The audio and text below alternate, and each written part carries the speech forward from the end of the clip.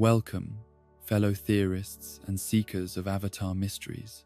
to a journey through the deepest enigmas of the Four Nations and beyond. Tonight, we delve into the shadows between canon and possibility, exploring the theories that have captivated fans for generations. From ancient spirits to hidden bloodlines, from lost civilizations to cosmic conspiracies, we'll traverse the fertile ground where established lore meets speculation and wonder. So settle in, let your mind wander through realms of possibility, and join us as we explore the tantalizing mysteries that lie just beyond the edges of what we know for certain about the Avatar universe. In the vast expanse of time before the first Avatar drew breath, before nations carved their boundaries across continents, and bending became the birthright of chosen peoples,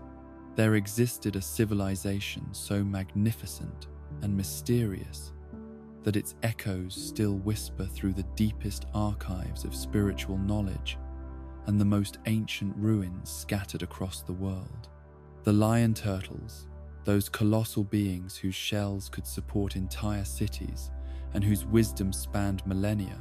were not merely the benevolent guardians of early humanity that popular histories suggest, but the architects of a sophisticated society that may have encompassed the entire known world and realms beyond mortal understanding. The traditional telling of Avatar 1's story presents the lion turtles as isolated city-states, each supporting small communities of humans, while maintaining careful separation from their neighbors to prevent the conflicts that arose when different elements mixed without proper spiritual guidance. But careful examination of architectural remains, spiritual texts, and the subtle patterns woven through oral traditions suggests a far more complex reality, a vast network of interconnected settlements that shared knowledge, resources, and perhaps most intriguingly, a unified purpose that extended far beyond simple protection of humanity's scattered tribes. Consider the remarkable consistency in design principles found in ruins across all four nations. Architectural elements that echo the curved and flowing lines of lion turtle shells, despite being constructed from local materials and adapted to regional climates. The temples of the air nomads, the palaces of the Fire Nation, the great walls of Ba Sing Se,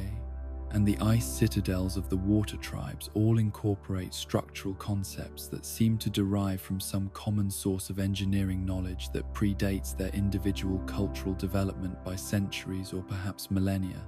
The stone carvings discovered in the deepest chambers beneath the Eastern Air Temple depict not the four lion turtles of one's legend, but dozens of the great beings arranged in complex geometric patterns that suggest organizational principles far more sophisticated than mere territorial division. These images show lion turtles whose shells support not just human settlements, but elaborate towers and spires that reach toward the sky with architectural ambitions that dwarf anything achieved by later civilizations. The scale of construction implied by these carvings suggests populations far larger than the small communities described in historical accounts, cities that might have housed hundreds of thousands of inhabitants across the broad expanses of multiple lion turtle shells working in coordination. Most fascinating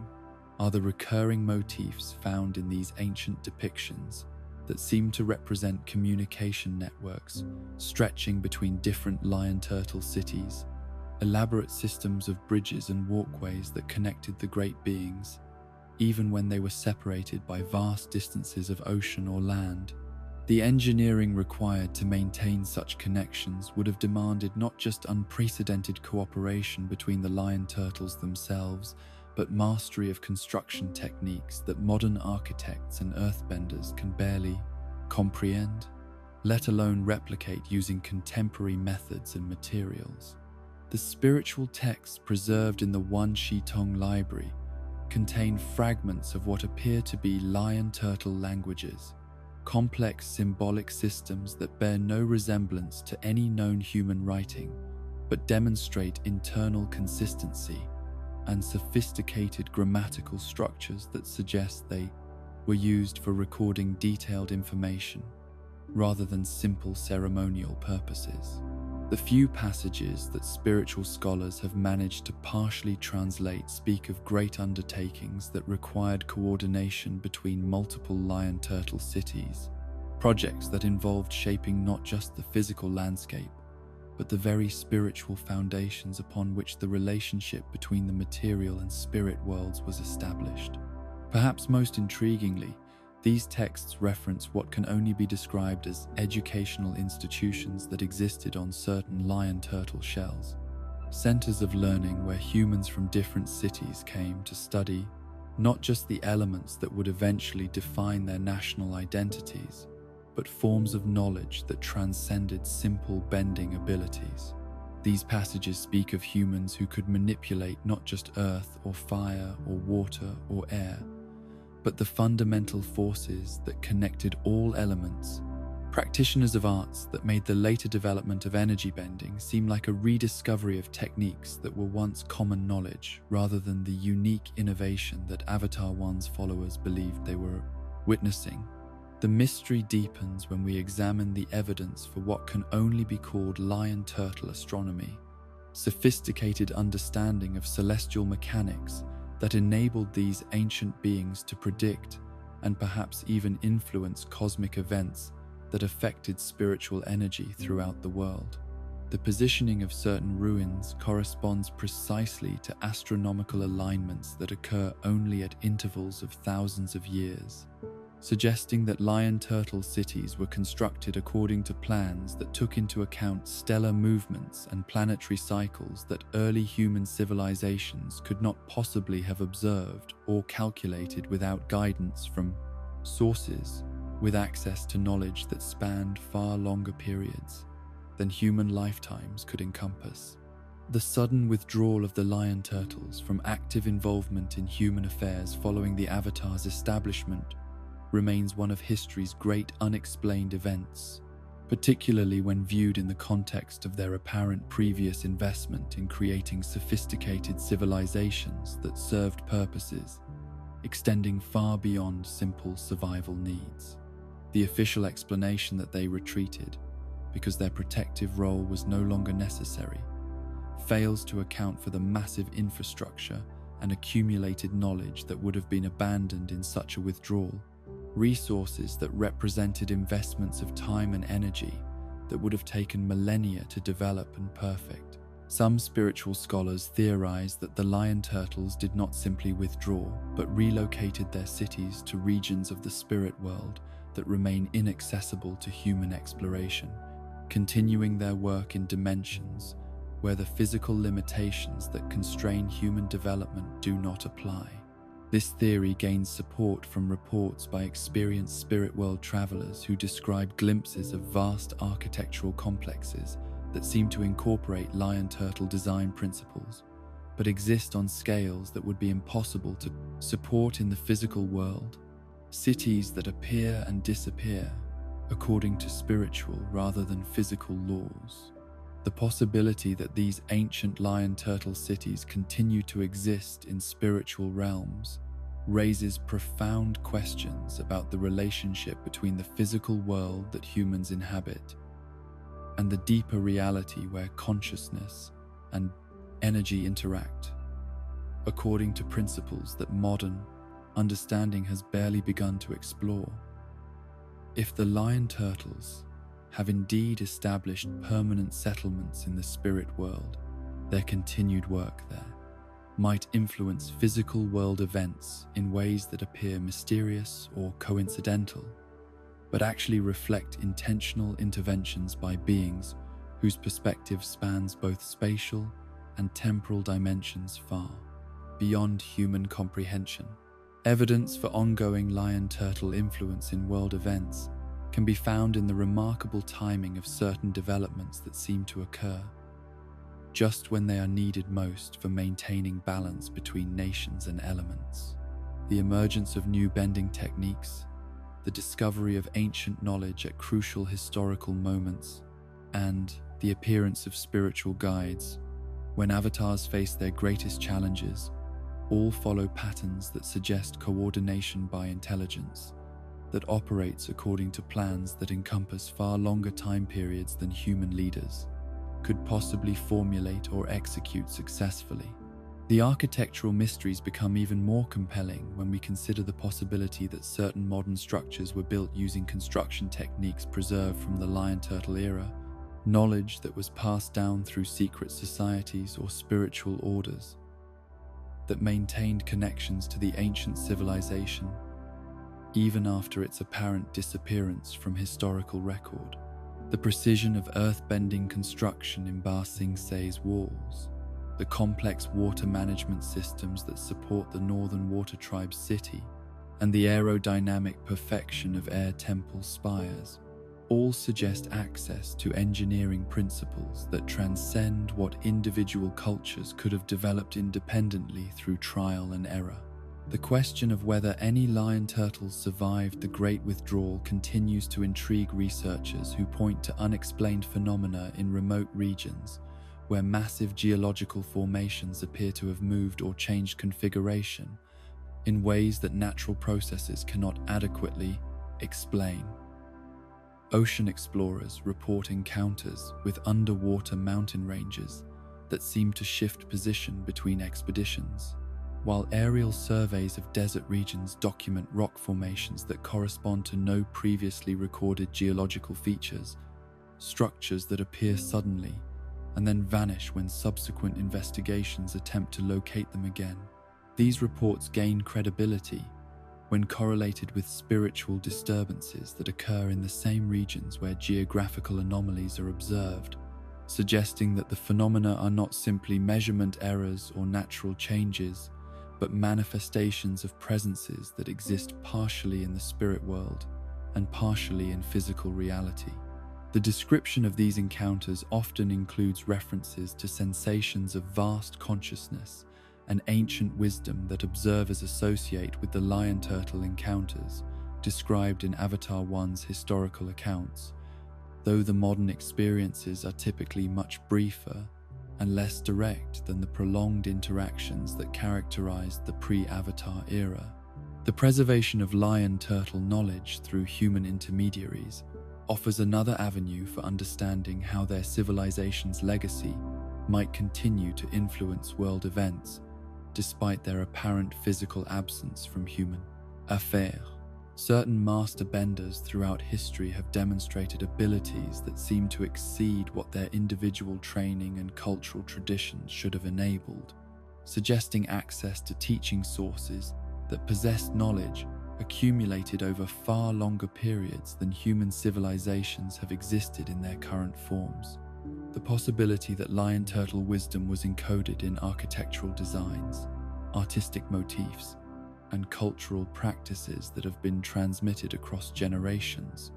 without practitioners fully understanding their significance, opens fascinating questions about how much of what we consider purely human achievement actually reflects the continuing influence of the ancient civilization. The mathematical principles underlying classical earthbending forms, the spiritual concepts that guide airbending philosophy, the healing techniques that represent waterbending's highest expressions, and the energy manipulation methods that make advanced firebending possible may all derive from educational systems that the lion turtles established to ensure that essential knowledge would survive even if direct contact between species was eventually discontinued. The mystery of the lion turtle civilization thus extends beyond simple historical curiosity to encompass fundamental questions about the nature of knowledge, consciousness, and the relationship between different forms of life that share the same universe, but operate according to vastly different scales of time and space. Their legacy continues to shape the world in ways that remain largely hidden from casual observation, but become apparent to those who develop the spiritual sensitivity and intellectual sophistication necessary to recognize patterns that operate according to principles that transcend the immediate concerns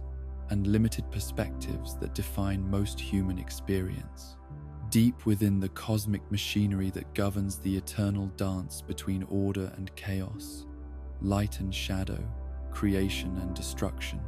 lies perhaps the most profound mystery of the Avatar universe, the true nature of the Avatar cycle itself, and the consciousness that drives its endless revolution through incarnation after incarnation across millennia of human history. While the accepted understanding presents Rava's fusion with One as the beginning of a straightforward reincarnation process, where the light spirit's essence passes from one human host to another upon death, the reality may be far more complex, involving layers of spiritual mechanics and cosmic purpose that even the most enlightened spiritual masters have only glimpsed in their deepest meditative states. The conventional narrative describes Rava as a single consciousness that merges completely with each Avatar incarnation, sharing memories and wisdom accumulated across lifetimes while maintaining the essential personality and individual identity of the current host. But careful analysis of Avatar testimonies, particularly those recorded during deep Avatar state experiences, suggests something far more intricate, a multifaceted spiritual entity that exists simultaneously across multiple dimensions of consciousness, with the mortal Avatar serving not as a simple vessel but as an anchor point connecting vast networks of awareness that span both temporal and spatial boundaries beyond normal human comprehension. Consider the phenomenon that spiritual scholars refer to as the lost avatars. Gaps in the historical record where Avatar incarnations should exist according to the established chronology, but for whom no reliable accounts, artwork, or cultural memories can be found despite extensive research through archives, oral traditions, and spiritual investigations. These missing periods, some spanning decades or even centuries,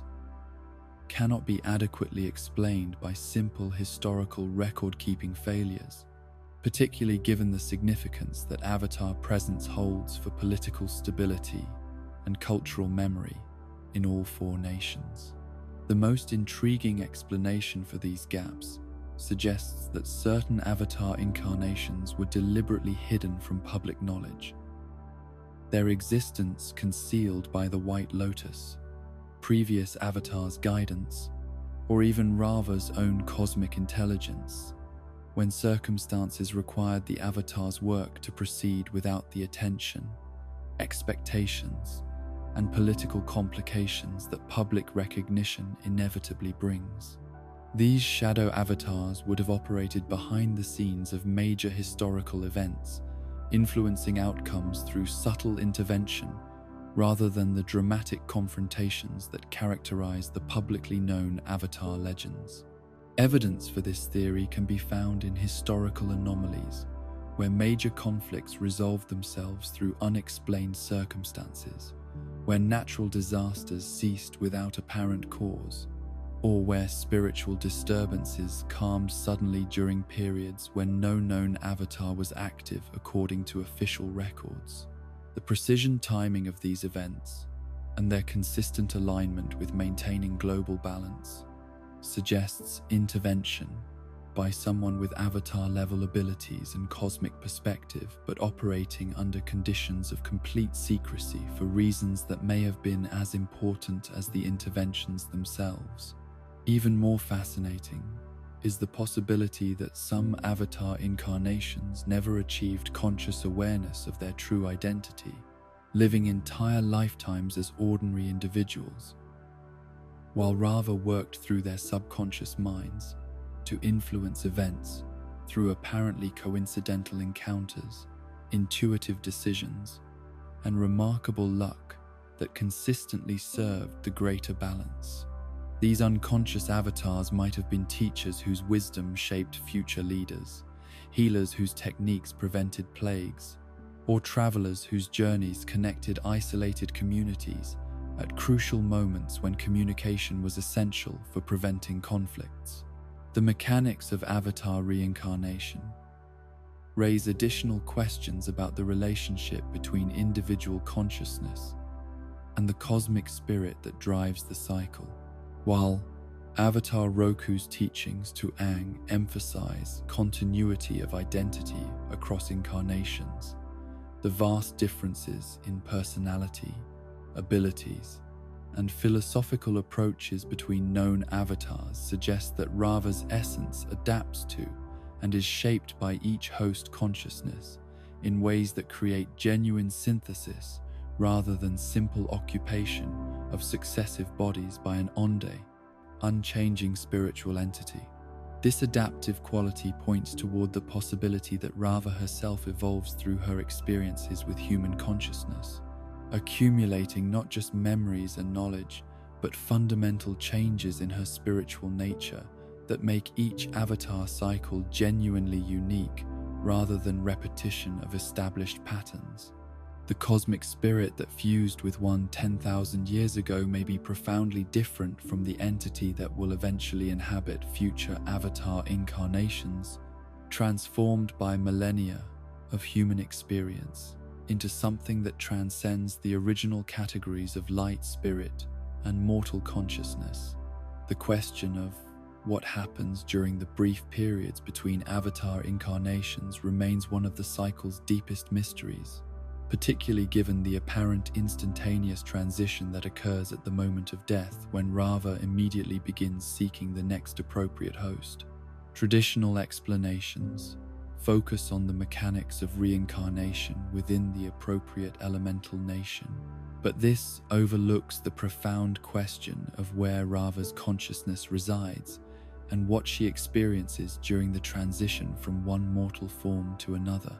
Some theoretical frameworks suggest that these transition moments involve complete merger with the cosmic forces that govern universal balance, periods when Rava's consciousness expands to encompass perspectives that transcend individual incarnation limitations,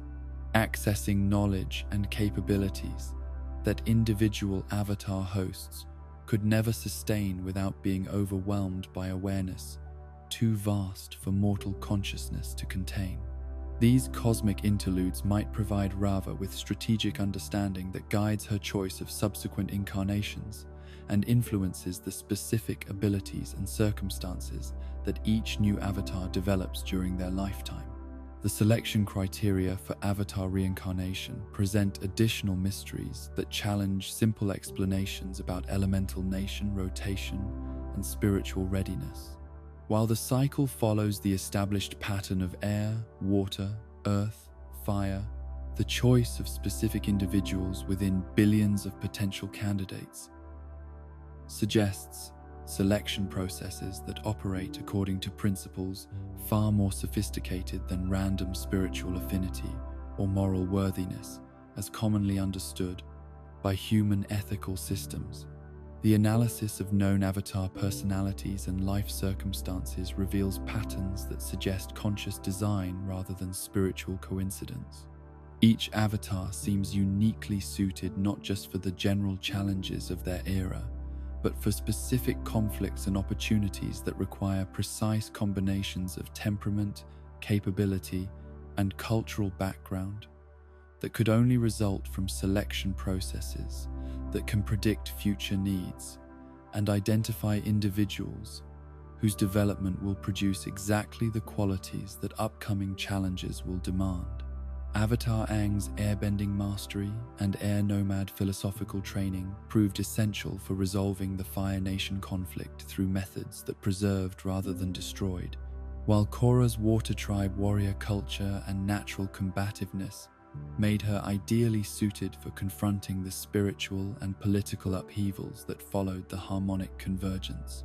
The precision of these matches between avatar capabilities and historical needs suggests planning that operates according to timescales and predictive abilities that transcend normal understanding of causation and spiritual development. The phenomenon known as avatar state access across incarnations raises profound questions about the boundaries between individual consciousness and the collective awareness that all previous avatars supposedly share through Ravas.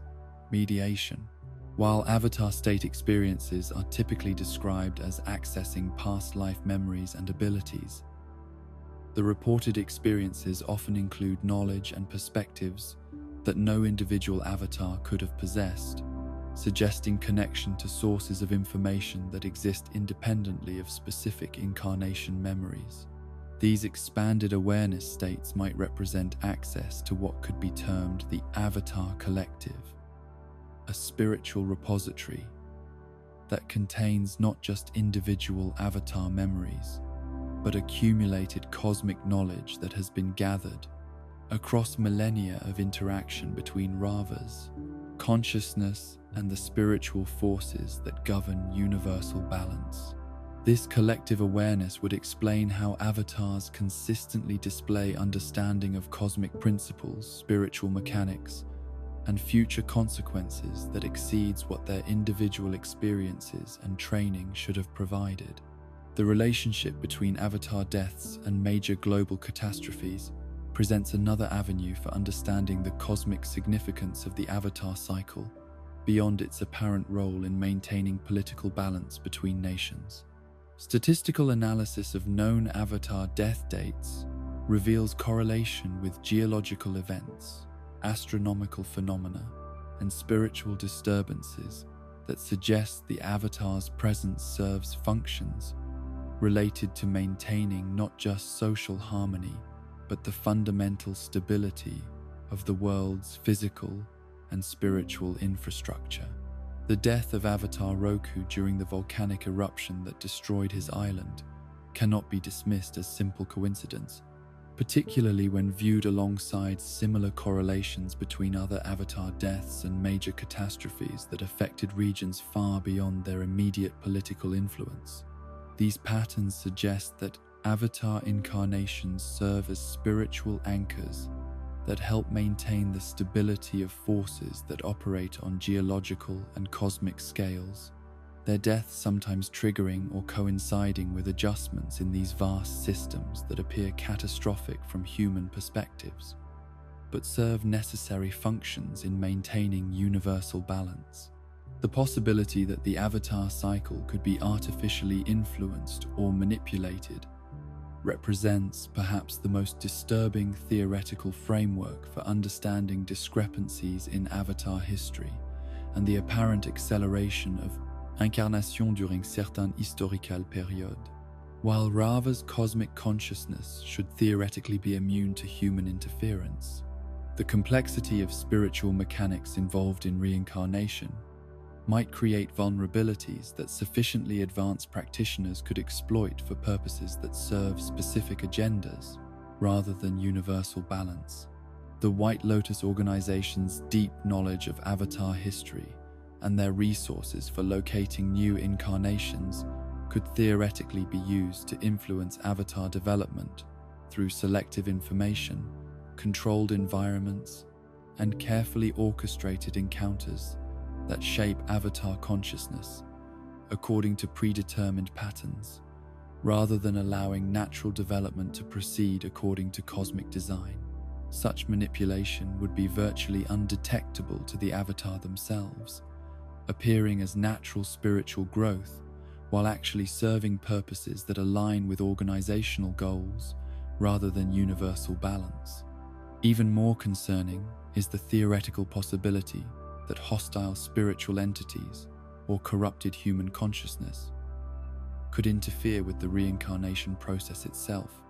either redirecting Rava's essence toward inappropriate hosts or fragmenting her consciousness to create multiple partial avatar incarnations that lack the full cosmic awareness necessary to fulfill their cosmic role effectively. Such interference might explain certain historical periods where avatar presence seemed diminished or inconsistent, and could represent ongoing threats that current protective measures are inadequate to detect or prevent. The mysteries surrounding Avatar One's original mission and the specific terms of his fusion with Rava suggest that the Avatar cycle may be designed to achieve goals that extend far beyond maintaining balance between human nations. and resolving conflicts through spiritual intervention. The complexity of cosmic forces that one encountered during harmonic convergence and the precision required to achieve permanent fusion with Rava while separating her from Vatu indicate planning and purpose that encompass timescales and objectives far beyond what human consciousness could formulate or execute independently. The Avatar cycle might represent humanity's role in a cosmic process that involves multiple worlds, dimensions, or levels of reality that remain largely hidden from normal awareness, but occasionally manifest through spiritual phenomena, dimensional portals, and encounters with entities whose origins and purposes transcend terrestrial concerns. Each avatar incarnation could be advancing this larger process through actions that appear to serve local needs, but actually contribute to objectives that operate according to principles and timescales that make individual human lifetimes seem momentary in comparison. In the darkest chapter of the Four Nations' history, when Firelord Sozin's armies swept across the world like a consuming flame, the systematic destruction of Air Nomad civilization was believed to be so complete, so thoroughly executed, that not a single airbender remained alive when the smoke finally cleared from the burning temples and the screams faded into terrible silence. Yet beneath the surface of this accepted historical narrative lies a web of evidence, whispered legends, and mysterious encounters that suggest the impossible, that some children of the air survived the genocide, that pockets of air nomad culture endured in hidden sanctuaries, and that the ancient ways were preserved by secret communities who understood that survival sometimes requires invisibility, that preservation demands the courage to disappear completely rather than face extinction through heroic but futile resistance. The official Fire Nation military reports, those few documents that escaped the systematic destruction of evidence following Ozai's defeat, speak of campaigns conducted with ruthless efficiency, coordinated strikes that left no survivors, and no possibility for escape from temples whose very isolation had made them seemingly impossible to assault successfully. But the precision of these attacks, the intimate knowledge of air nomad routines and vulnerabilities that they required, suggests collaboration from sources within air nomad society itself, individuals who possess detailed information about temple layouts, seasonal migration patterns, and the spiritual practices that made certain times of year particularly vulnerable to coordinated assault. These collaborators, whether acting from coercion, corruption, or genuine belief in Fire Nation ideology, would have understood better than any outsider the deep networks of connection that existed between the four air temples and the smaller monasteries, meditation retreats, and seasonal camps that dotted mountain ranges throughout the known world. Their knowledge would have encompassed not just major population centers, but the remote locations where air nomads went for solitary spiritual practice, the hidden valleys where rare herbs were cultivated for traditional medicines, and the sacred sites where pilgrimage routes converged during specific celestial events. But this same intimate knowledge that made the genocide possible also would have revealed opportunities for survival that Fire Nation military planners, focused on eliminating obvious targets, might have overlooked or dismissed as insignificant. The seasonal hermitages where individual air nomads spent months in solitary meditation, the diplomatic missions that placed air nomad ambassadors in foreign courts during the time of the attacks, and the scholarly exchanges that brought air nomad teachers to libraries and universities throughout the Earth Kingdom, all represented potential seeds of survival for those fortunate or wise enough to be absent from their home temples when the killing began. The evidence for air nomad survivors begins with geographical analysis of the genocide's timeline and the physical impossibility of achieving complete extermination across such vast territories within the compressed time frame that, Fire Nation records suggest. The 4 air temples, despite their isolation, supported populations that archaeological evidence indicates numbered in the thousands rather than the hundreds that simplified historical accounts suggest. Communities that included not just monks and nuns, but entire families of craftspeople, farmers, merchants, and scholars whose livelihoods depended on temple communities, but whose work often required extensive travel throughout the known world. The mathematics of genocide, grim though such calculations may be, indicate that complete elimination of air nomad populations would have required coordination and resources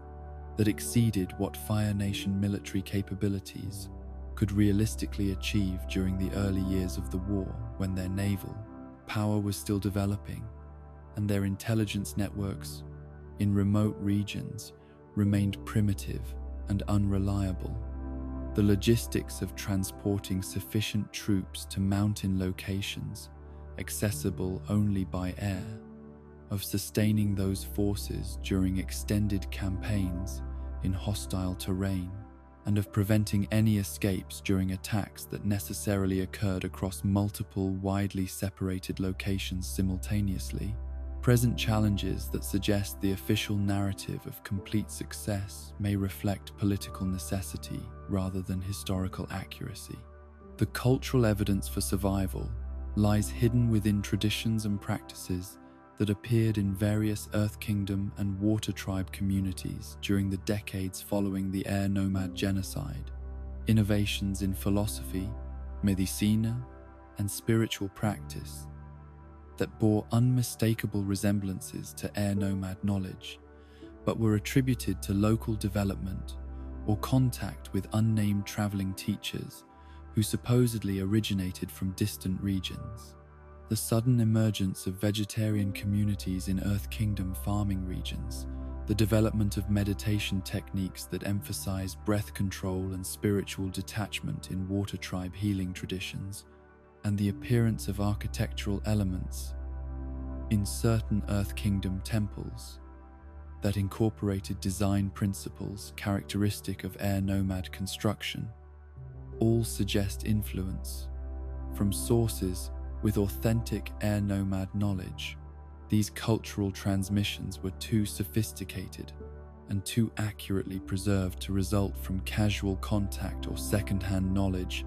indicating sustained interaction with individuals who possessed deep understanding of air nomad spiritual philosophy and practical techniques. The precision with which these traditions were adapted to local circumstances while maintaining their essential character suggests guidance from teachers who understood both the original air nomad context and the necessity of disguising their knowledge to avoid attracting Fire Nation attention that could have led to the destruction of these cultural refuges, along with their air nomad inspirers. The theory that some air nomads survived by integrating into other populations gains support from genealogical anomalies found in certain Earth Kingdom and Water Tribe family lines, bloodlines that trace back to the period immediately following the air nomad genocide, but include ancestors whose origins cannot be satisfactorily documented through normal historical records. These mysterious individuals often appear in family histories as refugees from distant regions, skilled craftspeople or spiritual teachers who brought valuable knowledge and techniques that became integral parts of their adopted communities, while their personal backgrounds remained deliberately vague or completely undisclosed. The physical characteristics that appear in some of these family lines include traits traditionally associated with air nomad populations, distinctive eye colors, bone structure, and body proportions that differ markedly from typical Earth Kingdom or Water Tribe genetics, but match descriptions of air nomad physical appearance preserved in pre-war artwork and written accounts. More significantly, some descendants of these mysterious bloodlines have demonstrated capabilities that suggest latent airbending potential, unconscious manipulation of air currents during emotional stress, or intuitive understanding of spiritual principles that align closely with traditional air nomad philosophy. The possibility that airbending abilities could remain dormant for generations before manifesting in descendants who grew up without knowledge of their air nomad heritage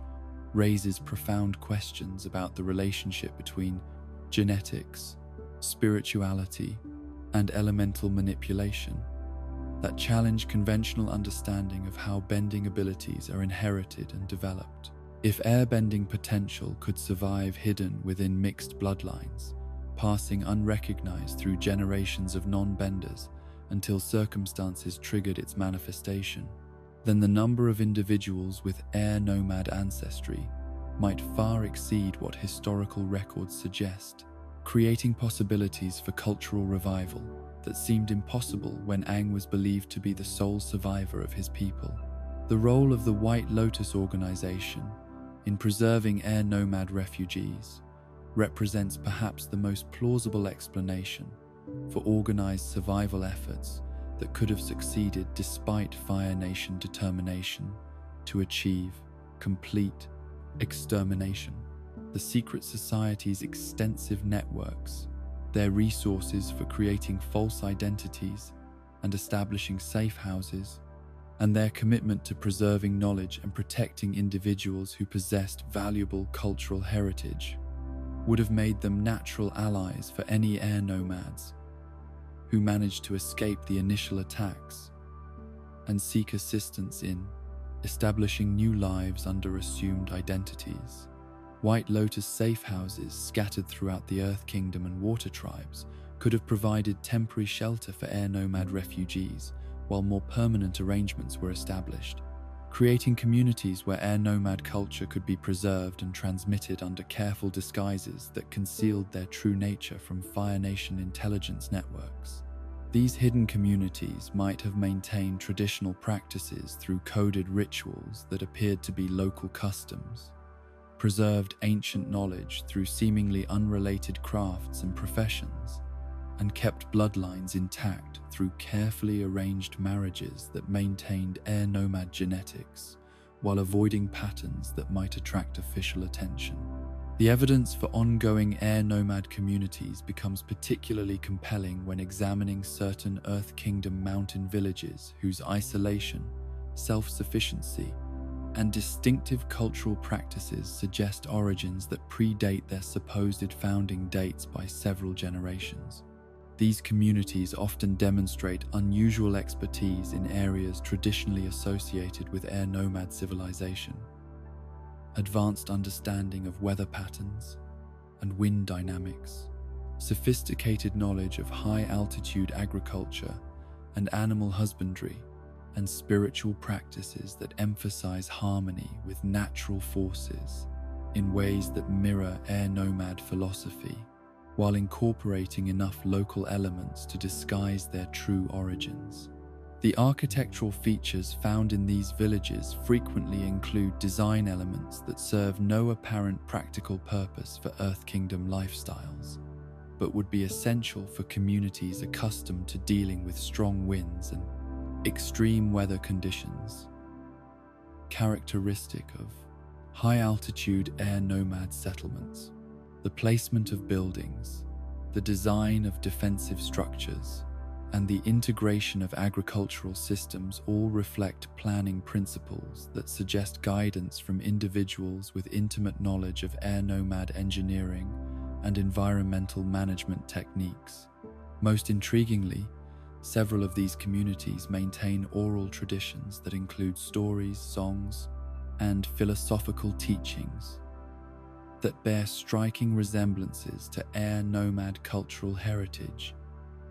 despite being presented as local folklore that supposedly originated from entirely different historical circumstances. The preservation of these traditions with remarkable accuracy across multiple generations suggests transmission by individuals who understood their original context and significance, rather than casual adoption of attractive foreign customs, encountered through brief contact with travelers or traders. The theory that some air nomads survived by becoming traveling teachers, healers, and craftspeople who moved constantly between communities to avoid establishing patterns that might attract Fire Nation attention, explains the widespread distribution of air nomad cultural influence that appeared throughout the Earth. Kingdom and water tribes during the post-genocide period. These wandering survivors would have possessed skills and knowledge that made them valuable to isolated communities, while their nomadic lifestyle provided natural camouflage that made tracking and identification extremely difficult for Fire Nation agents who lacked intimate knowledge of local populations and customs. These traveling air nomads might have maintained contact with each other through coded systems embedded in their crafts, teachings, and the routes they followed while moving between communities, creating networks that preserved cultural knowledge and bloodline connections despite the geographic dispersion and identity concealment that survival required. The complexity of such systems and the discipline required to maintain them across decades without detection speaks to the sophisticated understanding of clandestine operations that air nomad culture must have developed in response to increasing Fire Nation pressure during the years leading up to the genocide. The spiritual sanctuaries that certain Earth Kingdom and Water Tribe communities established in remote locations during the decades following the air nomad genocide often incorporated meditation practices, architectural styles, and philosophical frameworks that bore unmistakable resemblances to air nomad spiritual traditions, despite being officially attributed to local religious developments or contact with unnamed foreign teachers. These sanctuaries served multiple functions, providing places where air nomad survivors could practice their traditional spiritual disciplines in safety, creating centers where air nomad knowledge could be preserved and transmitted to future generations, and establishing communities where individuals with air nomad heritage could find others who shared their background and cultural values. The remarkable preservation of air nomad spiritual techniques in these hidden sanctuaries suggests not just casual transmission by individuals with fragmentary knowledge, but sustained teaching by masters who possessed comprehensive understanding of air nomad philosophy and its practical applications. The sophistication of preserved meditation methods, the accuracy of preserved philosophical texts, and the continued development of air nomad spiritual practices in response to changing circumstances all indicate guidance from sources with authentic mastery rather than mere familiarity with air nomad traditions. Within the intricate tapestry of genealogy that weaves through the four nations' noble houses and common bloodlines alike, there exist threads of inheritance that extend far beyond the simple transmission of wealth, titles, and political authority, to encompass mysteries of elemental power, spiritual ability, and ancestral secrets that have shaped the course of history through generations of carefully orchestrated marriages, hidden liaisons, and bloodline manipulations that served purposes known only to those who possessed the knowledge and patience to orchestrate breeding programs spanning multiple centuries of dynastic planning and genetic cultivation. The Fire Nation royal family's official genealogy presents a straightforward succession of Fire Lords, stretching back through documented history to the earliest rulers who unified the scattered volcanic islands into a single nation. But careful analysis of palace records, royal portraits, and the testimony of court historians who served multiple generations reveals inconsistencies and gaps that suggest a far more complex reality involving adoption of heirs from non-royal bloodlines, legitimization of bastard children whose mothers possessed specific spiritual or elemental capabilities, and deliberate introduction of foreign genetics to enhance or modify the royal family's inherent abilities. The most compelling evidence for these genealogical manipulations lies in the dramatic variations in firebending power and technique that different Fire Lords demonstrated throughout history, abilities that exceeded what normal inheritance patterns should have produced, and suggested access to training methods, spiritual knowledge, or genetic advantages that conventional royal education could not provide. Fire Lord Sozin's unprecedented mastery of large-scale firebending, his ability to maintain complex flame techniques for extended periods, and his intuitive understanding of how firebending could be enhanced through technological amplification all point toward capabilities that transcended normal Fire Nation royal training and suggested influence from sources with knowledge that predated conventional Fire Nation civilization. The theory that Fire Nation royalty deliberately sought to incorporate Avatar bloodline genetics into their family tree gains support from historical records of royal marriages and concubinage that brought women from Water Tribe, Earth Kingdom, and even air nomad backgrounds into the royal household during specific historical periods when the Avatar cycle placed these elemental incarnations within reach of Fire Nation diplomatic influence. These strategic partnerships, disguised as political alliances or romantic attractions, may have been calculated attempts to introduce Avatar spiritual genetics into the Fire Nation royal bloodline, creating descendants who possessed enhanced spiritual sensitivity, unusual elemental versatility, or access to cosmic awareness that normal Fire Nation training could not develop independently. The possibility that some members of the Fire Nation royal family inherited latent abilities from other elements explains certain historical anomalies where Fire Lords demonstrated capabilities that seemed to transcend pure firebending, manipulating environmental conditions in ways that suggested earth or water influence, displaying strategic thinking that incorporated air nomad philosophical principles, or accessing spiritual states that resembled Avatar consciousness, without possessing the cosmic authority that true Avatar status would have provided. These hybrid abilities might have remained hidden from public knowledge to preserve the fiction of elemental purity that Fire Nation ideology required,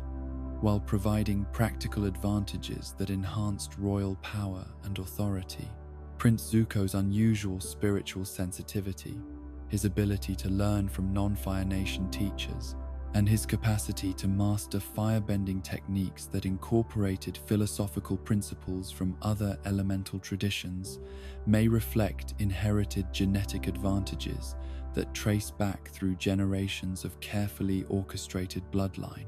mixing designed to enhance royal capabilities while maintaining the appearance of pure Fire Nation heritage. His mother Ursa's mysterious background,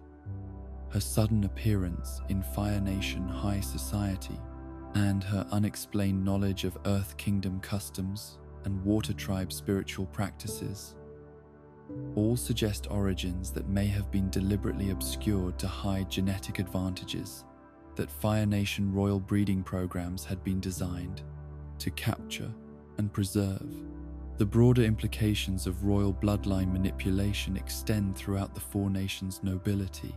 where marriage alliances, adoption practices, and concubinage systems may have served functions related to elemental enhancement and spiritual development that transcended simple political considerations to encompass systematic attempts to concentrate and amplify bending abilities through selective breeding programs that operated according to principles derived from ancient knowledge about the relationship between genetics, spirituality, and elemental manipulation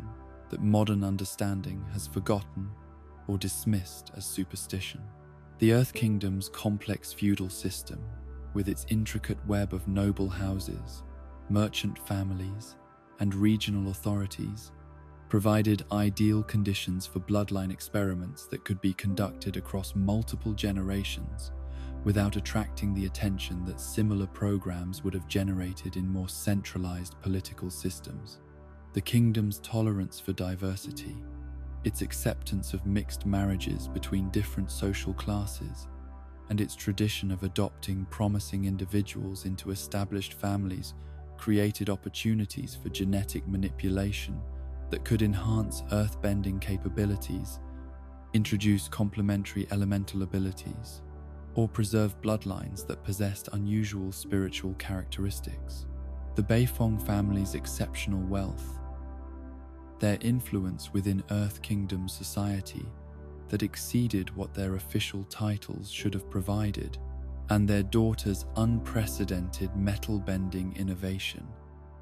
all suggest access to resources and knowledge that transcended normal merchant family capabilities and pointed toward bloodline advantages that had been cultivated through generations of strategic marriages and carefully managed genetic inheritance. Toph's blindness, rather than being a simple disability, might represent a genetic trade-off that enhanced certain spiritual sensitivities at the cost of normal vision, a condition that could have been deliberately bred into the Beifong bloodline to produce descendants with enhanced earthbending capabilities. The systematic analysis of Earth Kingdom noble genealogies reveals patterns of intermarriage and adoption that suggest coordination between different families to preserve and enhance specific genetic traits related to earthbending, power, spiritual sensitivity, and resistance to various forms of elemental manipulation. These breeding programs might have been designed to create bloodlines that could serve as repositories for ancient earthbending techniques, genetic sources for enhancing normal earthbending abilities, or spiritual lineages that maintained connections to earth elemental forces that predated human civilization's development of formal bending traditions. The Water Tribe's tribal structure and their emphasis on spiritual connection to ocean and polar environments provided different but equally sophisticated frameworks for bloodline management that emphasized preservation of spiritual bloodlines over simple political authority, creating systems where tribal leadership was determined not just by political skill or military capability, but by genetic inheritance of spiritual abilities that enabled effective communication with spirits, weather manipulation beyond normal water-bending capabilities, and healing powers that transcended conventional understanding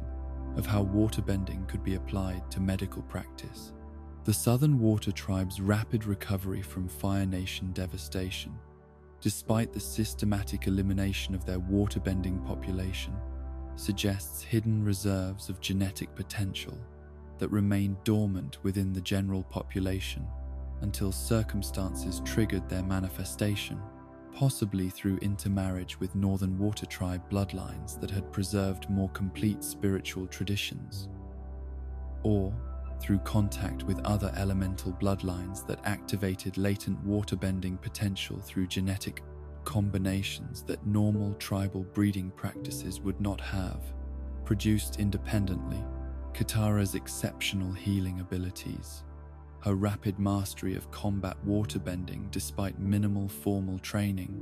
and her intuitive understanding of bloodbending techniques that she had never been taught all point toward genetic advantages that exceeded what normal Water Tribe bloodlines should have produced, and suggested inheritance from sources with paid knowledge and capabilities that predated conventional water tribe civilization. Her grandmother's mysterious background, the gaps in her family's genealogical records, and certain physical characteristics that differed from typical Southern Water Tribe genetics all hint at bloodline mixing that may have been designed to preserve and enhance specific waterbending capabilities. The phenomenon of non-benders, who demonstrate unusual physical capabilities, spiritual sensitivity, or resistance to bending attacks, presents compelling evidence for the theory that elemental genetics exist in more complex forms than simple presence or absence of bending abilities, creating spectrum conditions where individuals possess partial elemental inheritance that manifests through enhanced physical capabilities, intuitive understanding of elemental principles, or spiritual sensitivities that enable them to interact with elemental forces in ways that transcend normal non-bender limitations while falling short of actual elemental manipulation. Ty Lee's Kai-blocking abilities, her extraordinary physical agility, and her intuitive understanding of pressure points and energy flow systems may represent inherited capabilities that derive from airbender bloodline genetics that have been diluted through generations of intermarriage with Fire Nation populations but retain sufficient potency to manifest through alternative channels that bypass conventional elemental expression, while preserving essential spiritual and physical advantages that airbender genetics originally provided to their possessors. The theoretical framework for Kai blocking as a derivative of airbending genetics gains support from the technique's emphasis on precision, timing, and understanding of energy flow that mirrors airbending philosophy while requiring physical capabilities that exceed normal human limitations and suggest enhancement through spiritual or genetic advantages that normal Fire Nation training could not provide independently. The rarity of Kai-blocking practitioners, despite the technique's obvious military and personal defense applications, indicates that the abilities required for its mastery are not simply matters of training and dedication, but depend on inherited characteristics that exist in only a small percentage of the population. The possibility that dormant bending genes could be activated through specific circumstances, training methods, or exposure to elemental forces under the right conditions opens fascinating questions about the true extent of elemental inheritance throughout the Four Nations population, and suggests that the distinction between benders and non-benders may be less absolute than conventional. Understanding assumes, with many individuals possessing genetic potential that remains unexpressed due to lack of appropriate triggers or developmental conditions, the spiritual bloodlines that exist independently of elemental bending abilities represent another layer of genetic inheritance that may be even more significant than conventional bending capabilities, encompassing bloodlines that carry enhanced spiritual sensitivity, resistance to spiritual manipulation,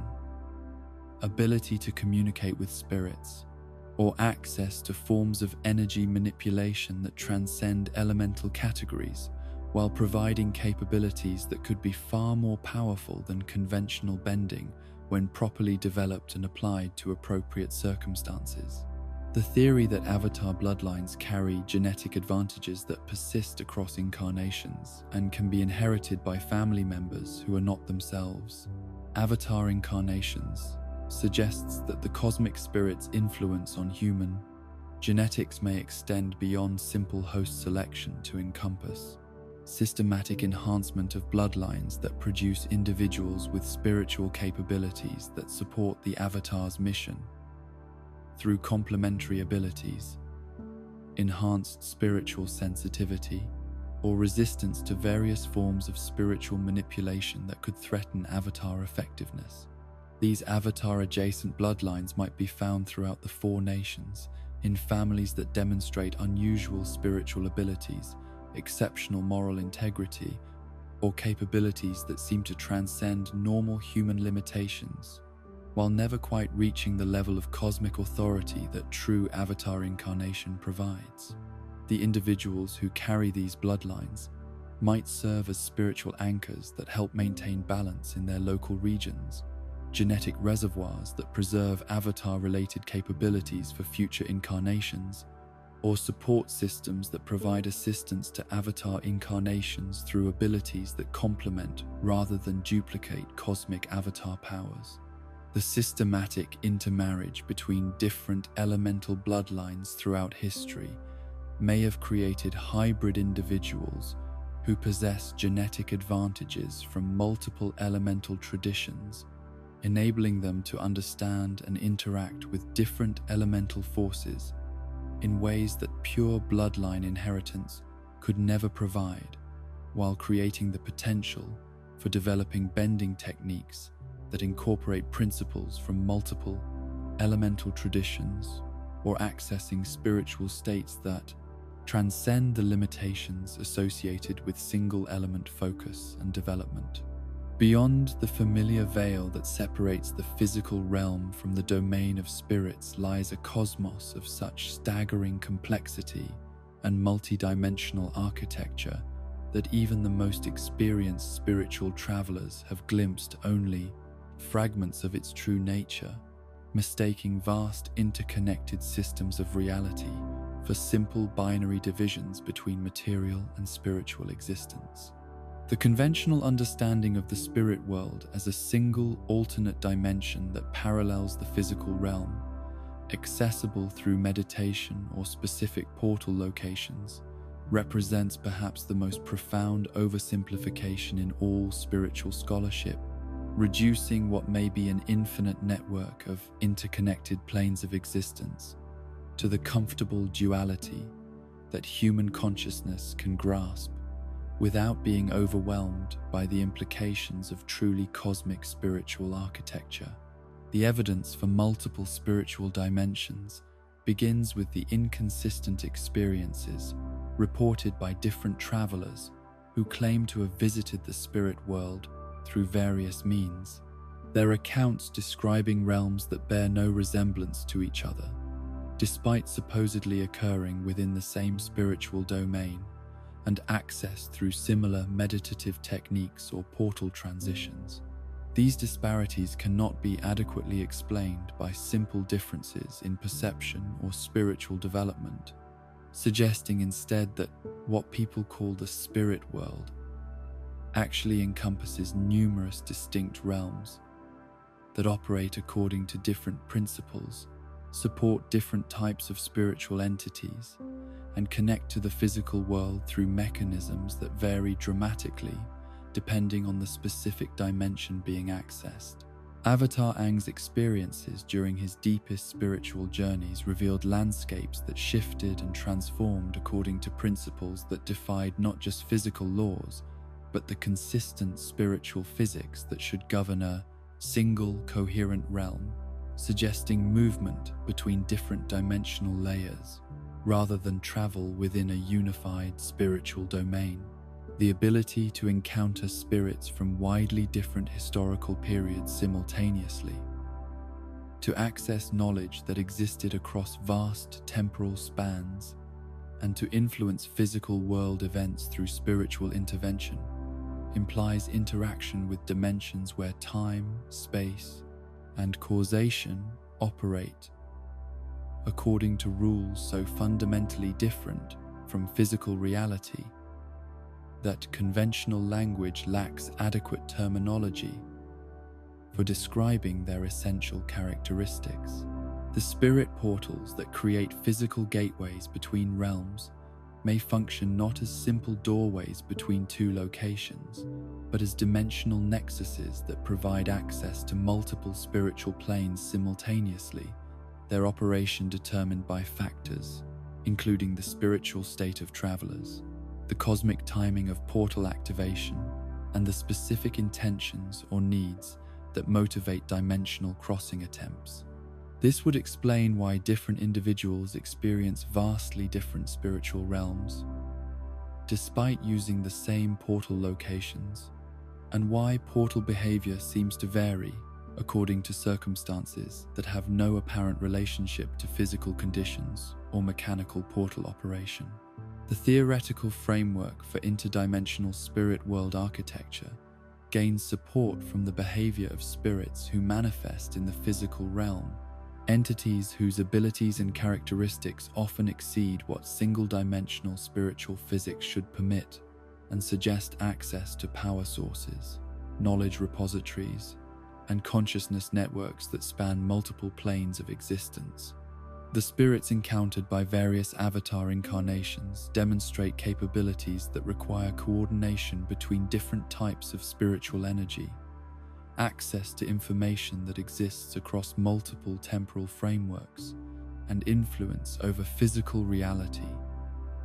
That implies manipulation of forces operating on scales that transcend individual dimensional boundaries. Ancient spirits like Wan Shi Tong, whose library exists simultaneously in physical and spiritual realms, while containing knowledge from sources that span impossibly vast temporal and geographic ranges, represent entities whose consciousness and capabilities operate across dimensional boundaries that lesser spirits cannot cross independently. The owl spirit's ability to relocate his library between dimensions, to preserve information across cosmic timescales, and to interact with both physical and spiritual visitors, suggests existence within dimensional frameworks that encompass far more than simple spirit world residence, and implies participation in cosmic systems that use multiple dimensions for purposes that transcend individual spiritual entity, needs, or interests. The phenomenon of time distortion that occurs during extended spirit world visits cannot be adequately explained by simple differences between spiritual and physical temporal flow, particularly given the inconsistent and apparently random variations in time differential that different travelers experience during visits of similar duration and spiritual intensity. These temporal anomalies suggest movement through dimensions where time operates according to entirely different principles, some realms where centuries pass during moments of physical time, while others compress extended spiritual experiences into instantaneous physical transitions that suggest access to temporal manipulation capabilities that exceed what single-dimensional spiritual physics should permit. The healing and transformation effects that spirit world exposure produces in physical realm, visitors often include changes that appear to violate conservation of energy principles, creating physical improvements, spiritual enhancements, and consciousness expansions that require access to power sources and information repositories that exist beyond the energy and knowledge available within single spiritual dimensions. These transformative experiences suggest that certain spirit world regions function as interfaces between multiple dimensional systems that contain vastly different types of spiritual energy and consciousness-enhancing resources that become available through proper dimensional navigation technique. The spirits themselves may represent not simple inhabitants of an alternative realm, but interdimensional entities whose consciousness extends across multiple planes of existence simultaneously. Their manifestations in physical or single spiritual dimensions, representing only partial expressions of awareness and capability that exists in far more complex forms across dimensional networks that human consciousness cannot fully comprehend or directly experience without undergoing fundamental changes in the nature of awareness itself that transcend normal categories of spiritual development and enlightenment. The theory that meditation techniques provide access to different spiritual dimensions, depending on the specific practices employed, gains support from the dramatically different spiritual experiences reported by practitioners from different cultural traditions, whose meditative methods produce encounters with spiritual realms that bear unmistakable cultural characteristics,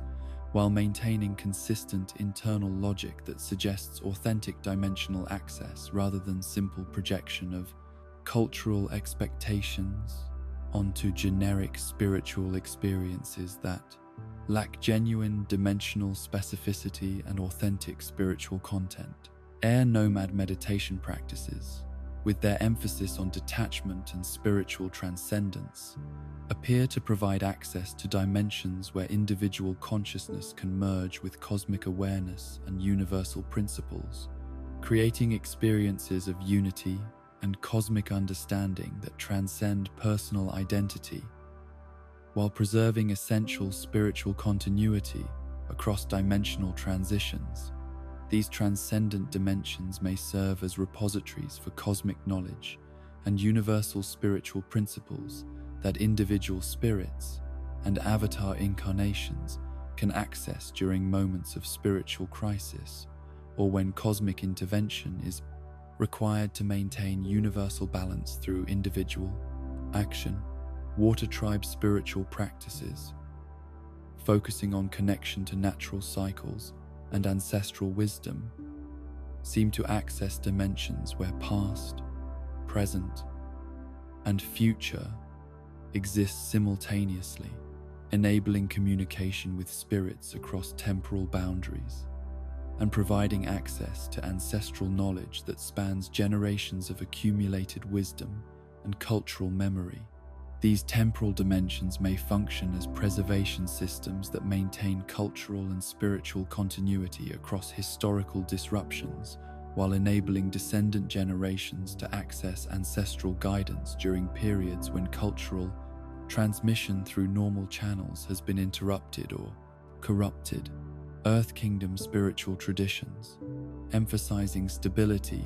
and connection to fundamental forces, may provide access to dimensions where the basic principles governing physical reality can be perceived and manipulated through spiritual intervention, creating opportunities for understanding and influencing geological, biological, and environmental systems through spiritual means that transcend normal bending capabilities while requiring deep spiritual development and careful preparation to avoid unintended consequences that could disrupt natural balance on regional or global scales. Fire Nation spiritual practices, when not corrupted by aggressive ideology, appear to access dimensions where creative and destructive forces exist in dynamic balance, providing understanding of how energy and consciousness interact to create and transform reality through processes that can be guided through spiritual intervention, but cannot be controlled through simple willpower or technical manipulation, without creating spiritual imbalances that eventually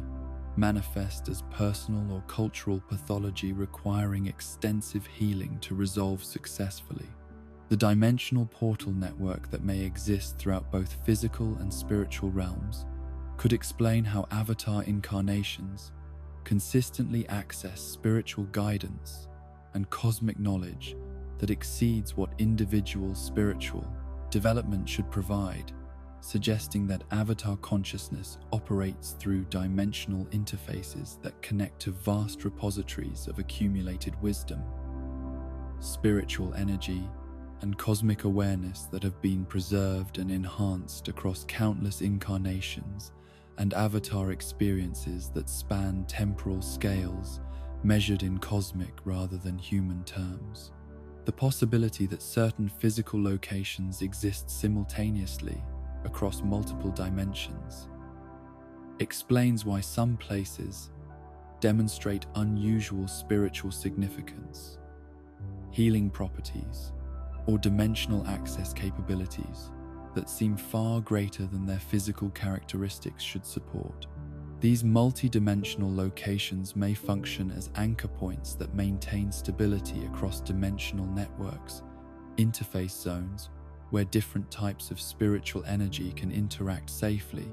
or preservation sites where dimensional integrity is maintained through spiritual processes that require ongoing attention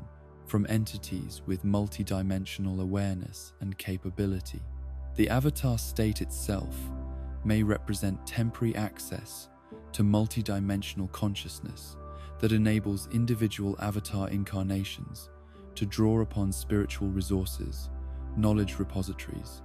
and energy sources that exist across numerous spiritual dimensions simultaneously, creating the appearance of accessing past life memories while actually interfacing with cosmic information systems that preserve and organize spiritual knowledge according to principles that transcend individual incarnation experiences and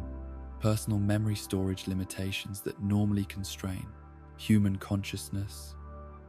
to single-dimensional awareness. The spirits who serve as guides for avatar incarnations may function as interdimensional facilitators whose consciousness spans multiple spiritual realms and whose purpose involves helping avatar consciousness navigate dimensional networks safely while accessing the specific types of spiritual resources and cosmic knowledge that particular avatar missions require for successful completion. These guide spirits would possess awareness of dimensional navigation principles, knowledge of which spiritual realms contain specific types of resources, an understanding of how interdimensional travel affects human consciousness in ways that require careful preparation and ongoing support to prevent spiritual damage or dimensional displacement.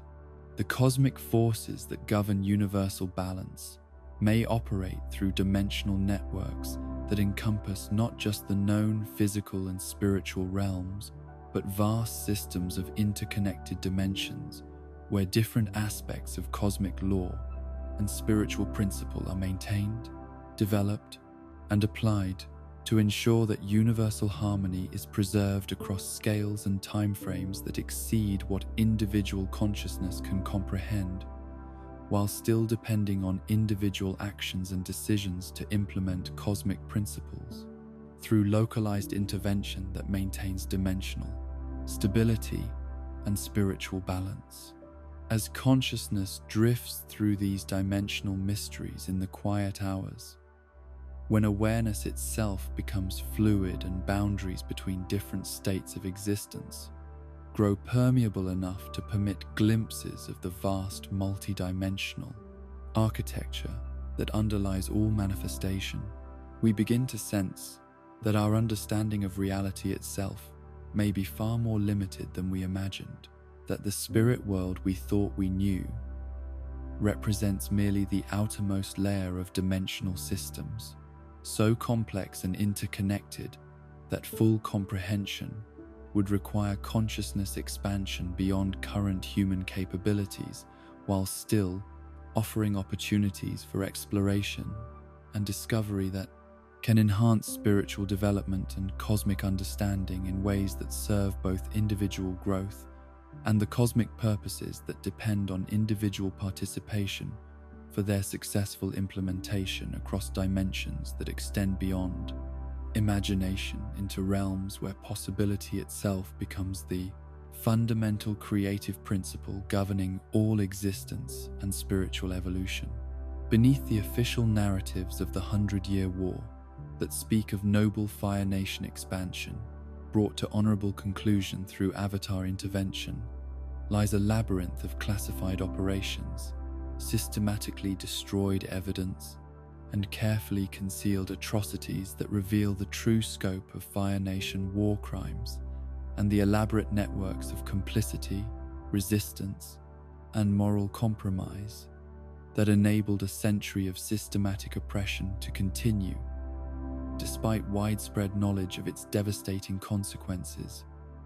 across all levels of Fire Nation society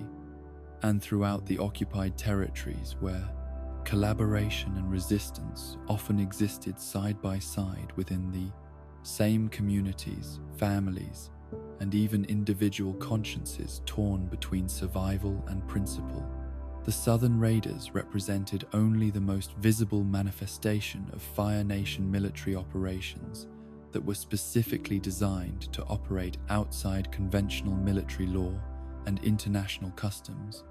Specialized units whose training emphasized psychological warfare, cultural destruction, and the systematic elimination of civilian populations that might serve as sources of future resistance or cultural revival. These units received authorization to employ methods that regular Fire Nation military forces were forbidden to use, operating under direct orders from Fire Nation leadership that bypassed normal military command structures and created parallel authority systems that enabled plausible deniability when evidence of their activities eventually surfaced through survivor testimony or documentary evidence that escaped destruction. The recruitment procedures for these specialized terror units drew personnel from sources that ensured psychological profiles suited for sustained psychological warfare operations, selecting individuals whose personal histories included experiences of trauma, loss, or indoctrination that made them particularly effective at inflicting similar experiences on enemy populations while maintaining operational security through shared complicity in activities that created mutual dependence and prevented defection or testimony that might expose operational methods to enemy intelligence services or humanitarian investigators who sought to document war crimes for future prosecution. The systematic nature of cultural destruction operations conducted by units like the Southern Raiders extended far beyond simple military objectives to encompass comprehensive programs designed to eliminate not just immediate resistance, but the cultural foundations that might enable future resistance movements to emerge from surviving population remnants. These operations included destruction of libraries and schools, assassination of teachers and spiritual leaders, elimination of artisans and craftspeople who preserved traditional skills, and systematic breeding disruption designed to prevent the transmission of cultural knowledge through family lines and community relationships that normally sustained cultural continuity across generations of political disruption. The intelligence networks that supported these operations required collaboration from sources within targeted communities, individuals whose cooperation was secured through combinations of coercion, corruption, and ideological conversion that created networks of informants and collaborators, whose information enabled the precision targeting that made cultural destruction operations far more effective than random violence or conventional military occupation could have achieved independently.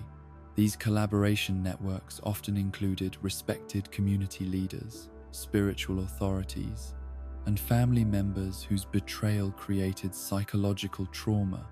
that exceeded the immediate physical damage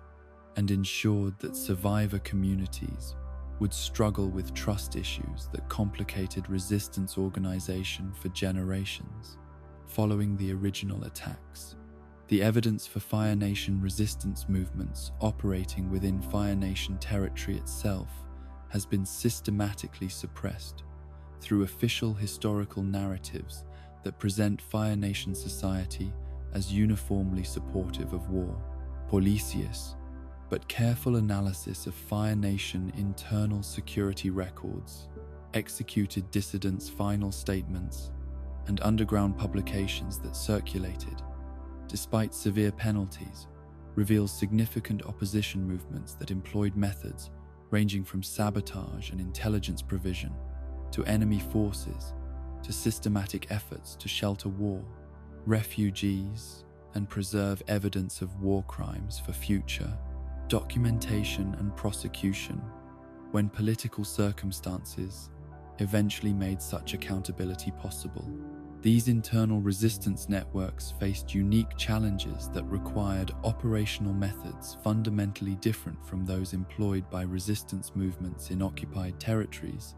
as Fire Nation dissidents had to operate within surveillance systems that were far more sophisticated and comprehensive than those deployed in conquered regions, while avoiding detection by neighbors, colleagues, and family members whose indoctrination or fear of reprisal made them potential sources of denunciation that could destroy entire resistance cells through single security breaches or moments of inadequate operational discipline. The possibility that some Fire Nation military personnel secretly opposed the war while maintaining their official positions within the military hierarchy explains certain strategic failures, intelligence leaks, and operational delays that benefited enemy forces in ways that cannot be adequately explained by simple incompetence or resource limitations, but suggest deliberate sabotage by individuals who used their positions to minimize war effectiveness while maintaining sufficient operational compliance to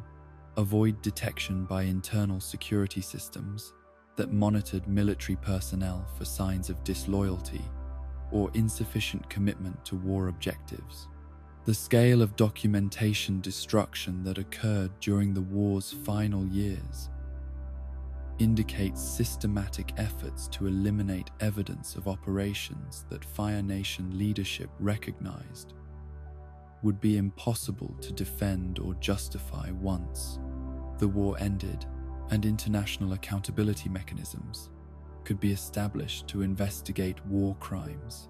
and prosecute individuals responsible for systematic violations of basic humanitarian principles. The precision of this document destruction, which eliminated specific categories of operational records, while preserving materials that could support defensive narratives about Fire Nation military conduct, suggests coordination by individuals with intimate knowledge of which evidence would be most damaging if discovered by post-war investigations. The hidden facilities that supported Fire Nation's special operations included research installations, prisoner interrogation centers, and experimental programs that explored applications of firebending and related technologies to objectives that went far beyond conventional military purposes to encompass systematic torture, medical experimentation, and psychological manipulation techniques that were designed to create maximum suffering while preserving victims' capacity for prolonged abuse that served both intelligence-gathering objectives and broader psychological warfare goals, aimed at terrorizing resistance movements throughout the POTA-occupied territories. These facilities often operated under cover identities that disguised their true purposes through elaborate deceptions that presented them as legitimate, industrial, educational, or medical installations, while their actual functions involved activities that violated fundamental humanitarian principles and international law in ways that Fire Nation leadership understood would require complete concealment to prevent domestic opposition and international intervention that might compromise war effectiveness through external pressure and internal moral authority challenges that undermined public support for continued military operations. The systematic elimination of Southern Water Tribe waterbending populations was conducted through operations that combined direct military assault with longer-term strategies designed to prevent cultural and genetic recovery through methods that included forced relocation of survivors, systematic disruption of family structures, and introduction of Fire Nation settlers into Water Tribe territories to ensure demographic changes that would prevent indigenous population recovery, even if immediate military objectives were eventually compromised through Avatar intervention or other forms of external assistance to surviving Water Tribe communities. The efficiency of these population elimination programs suggests planning that extended far beyond immediate military necessity to encompass long-term occupation and cultural replacement strategies that were designed to create permanent Fire Nation control over Water Tribe territories through demographic engineering that would make future independence movements impossible by eliminating the population bases and cultural foundations that such movements would require to generate effective resistance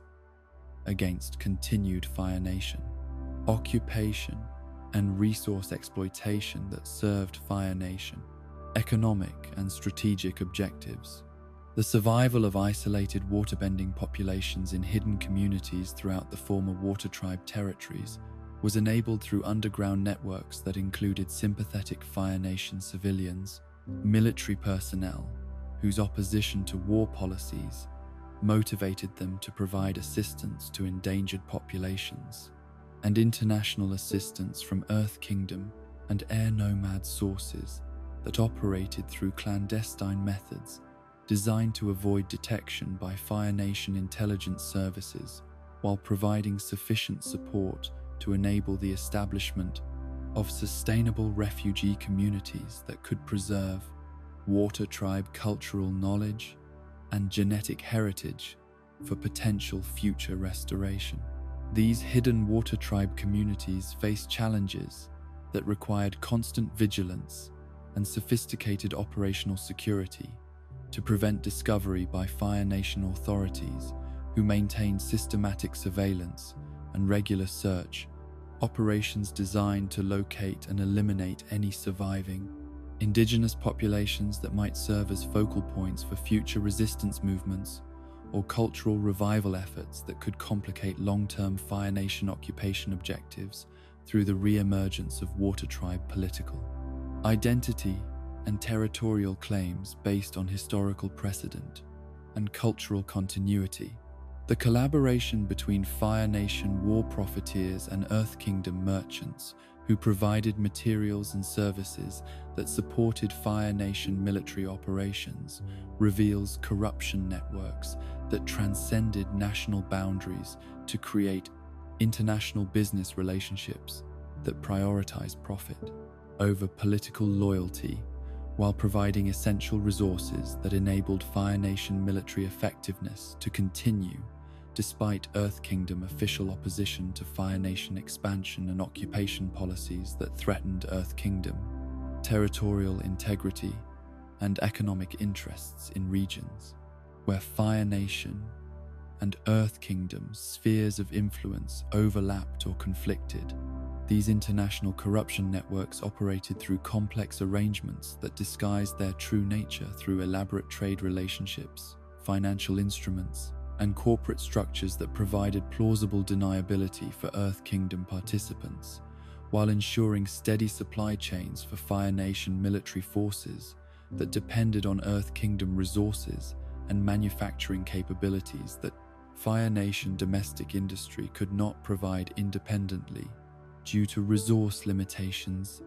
and technological constraints that required external support to maintain military operations at the scale and intensity that Fire Nation war objectives demanded. The systematic exploitation of prisoner populations for forced labor, medical experimentation, and psychological research programs created entire economic systems within Fire Nation territory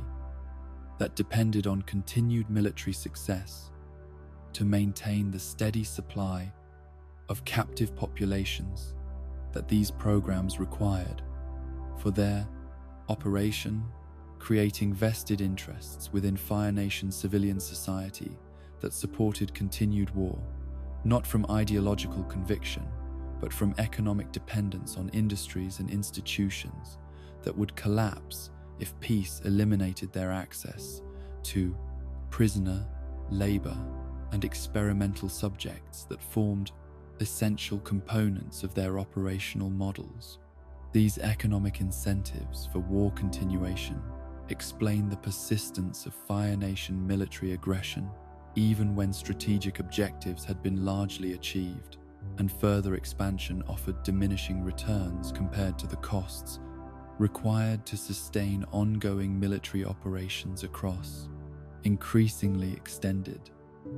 supply lines that strained Fire Nation resources while generating opposition that required ever greater commitment of military forces to maintain control over occupied territories whose populations remained hostile. Despite decades of occupation and cultural suppression efforts, the evidence preserved by survivors and hidden in locations throughout the former war zones includes documentation that reveals not only the scope of Fire Nation war crimes, but the systematic nature of their concealment through official policies that required destruction of evidence, elimination of witnesses, and creation of alternative narratives that could be used to justify or minimize the severity of actions that Fire Nation leadership recognized would be impossible to defend if subjected to honest historical analysis or international legal. Scrutiny that examined evidence rather than accepting official Fire Nation explanations for their military conduct and occupation policies. The complexity of resistance networks that operated throughout the war zones included not only military organizations designed to conduct guerrilla warfare against Fire Nation occupation forces, but civilian support systems that preserved cultural knowledge, maintained underground educational systems, and provided assistance to refugees and displaced populations whose survival depended on elaborate networks of safe houses, identity, falsification, and resource sharing that enabled cultural continuity, despite systematic efforts to eliminate the population bases and institutional foundations that sustained indigenous cultural identity across the occupied territories. In the forgotten epochs that preceded the rise of modern civilization, when the boundaries between spiritual and material realms remained fluid, and the relationship between consciousness and physical matter operated according to principles that contemporary understanding dismisses as impossible or mythological, there existed technological achievements and repositories of knowledge so advanced that their fragmentary remains continue to baffle scholars, engineers, and spiritual masters who encounter evidence of capabilities that seem to violate fundamental laws governing energy,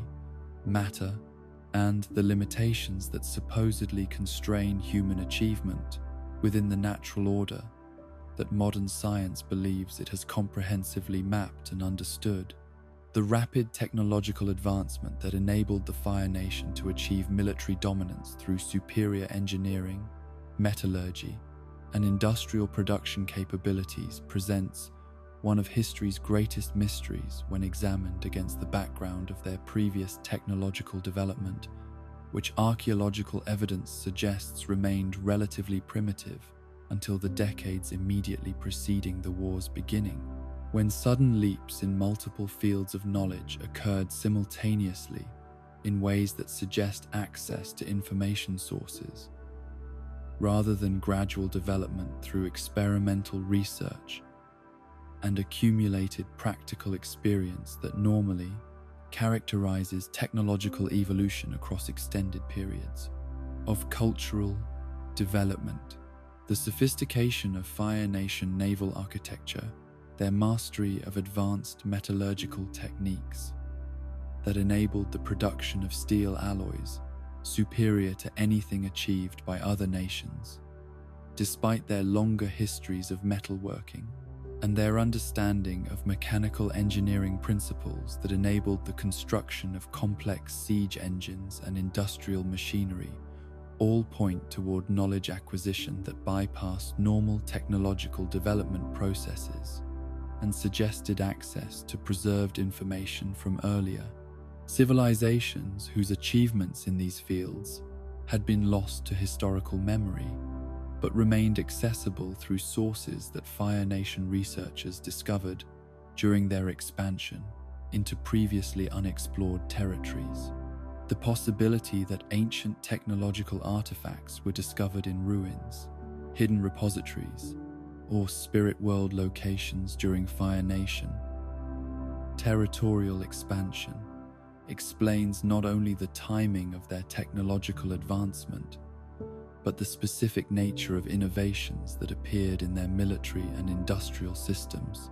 technologies that showed evidence of design principles and engineering solutions that exceeded what contemporary knowledge should have enabled, while incorporating approaches to material manipulation and energy utilization that suggested understanding of physical laws that modern science has not yet rediscovered or acknowledged as legitimate subjects for serious research and practical application. The earthbending techniques that predate modern understanding of the art's capabilities, preserved in ancient texts and demonstrated through architectural achievements that modern earthbenders cannot replicate despite possessing supposedly superior training and theoretical knowledge,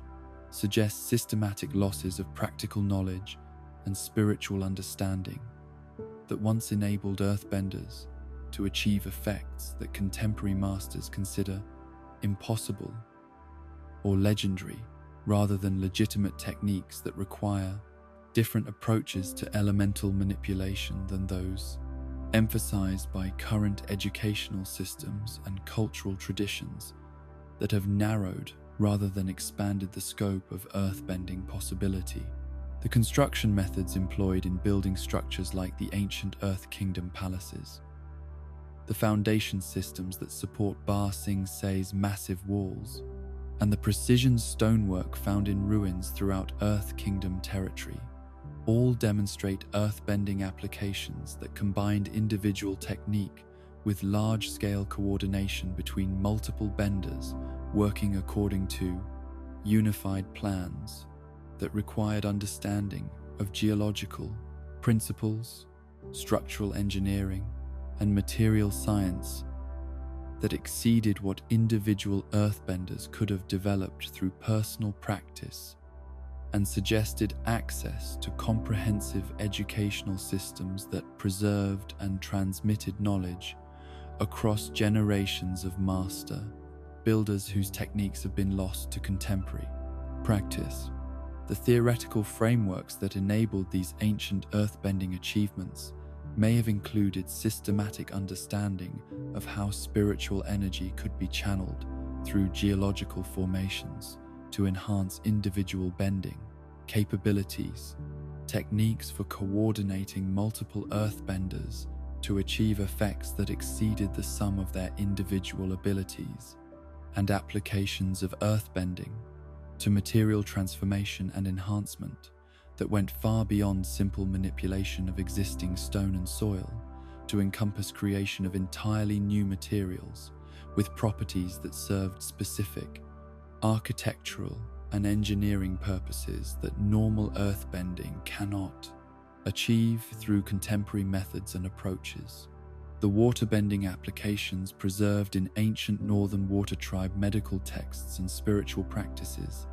describe healing techniques that operated through manipulation of biological systems at levels of precision and effectiveness that modern waterbending healers cannot replicate despite having access to more comprehensive anatomical knowledge and supposedly superior training methods, suggesting that earlier waterbending traditions incorporated understanding of the relationship between water, life, energy,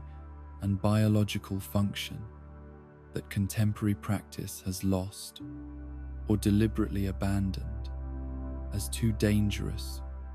or spiritually demanding for normal practitioners to attempt without unacceptable risks to both healer and patient. These ancient healing techniques apparently included methods for preserving biological specimens and organic materials for extended periods without decay, applications of waterbending to surgical procedures that enabled operations and treatments that would be impossible using contemporary methods, and spiritual practices that combined waterbending with consciousness manipulation to achieve psychological and spiritual healing that addressed not just physical symptoms but underlying spiritual imbalances that conventional medicine cannot effectively diagnose or treat using purely physical interventions and therapeutic approaches that ignore the spiritual dimensions of illness and healing. The preservation technologies that ancient waterbenders developed for maintaining food supplies, protecting organic materials from environmental damage, and creating storage systems that could maintain biological viability across extended periods, suggest applications of waterbending to molecular level manipulation that contemporary understanding considers impossible, but which may have been achieved through spiritual techniques that combined elemental manipulation with consciousness expansion and energy channeling methods that modern waterbending education has abandoned in favor of approaches that emphasize technical precision over spiritual development and holistic understanding of water's role in maintaining life processes. The airbending innovations that enabled the construction and operation of air temple architecture with its impossible overhangs, vertically oriented living spaces, and integration with natural air currents that provided heating, cooling, and transportation systems without mechanical intervention, demonstrate applications of airbending that went far beyond personal mobility and combat techniques to encompass systematic manipulation of atmospheric conditions and air movement patterns that created sustainable technological solutions to problems that contemporary engineering addresses through resource-intensive mechanical systems and industrial processes that consume vast amounts of energy while producing environmental damage. The flight technologies that air nomads developed for personal transportation, cargo movement, and long-distance communication suggest understanding of aerodynamic principles and atmospheric manipulation that enabled achievements that contemporary airbenders cannot replicate, despite having access to modern scientific knowledge about flight, weather patterns, and atmospheric physics that should theoretically enable superior performance compared to ancient practitioners who supposedly lacked such comprehensive understanding of the physical principles governing air movement and atmospheric behavior under various environmental conditions. The spiritual technologies that air nomads employed for consciousness, expansion, communication across vast distances, and interaction with spiritual entities may have included systematic methods for using airbending to enhance meditation, techniques for creating altered atmospheric conditions that facilitated spiritual experiences, and applications of air manipulation to sound production and acoustic engineering that enabled forms of communication and information transmission that transcended normal limitations of distance and environmental interference while providing access to spiritual realms and sources of knowledge that contemporary spiritual practice cannot reliably access through available techniques.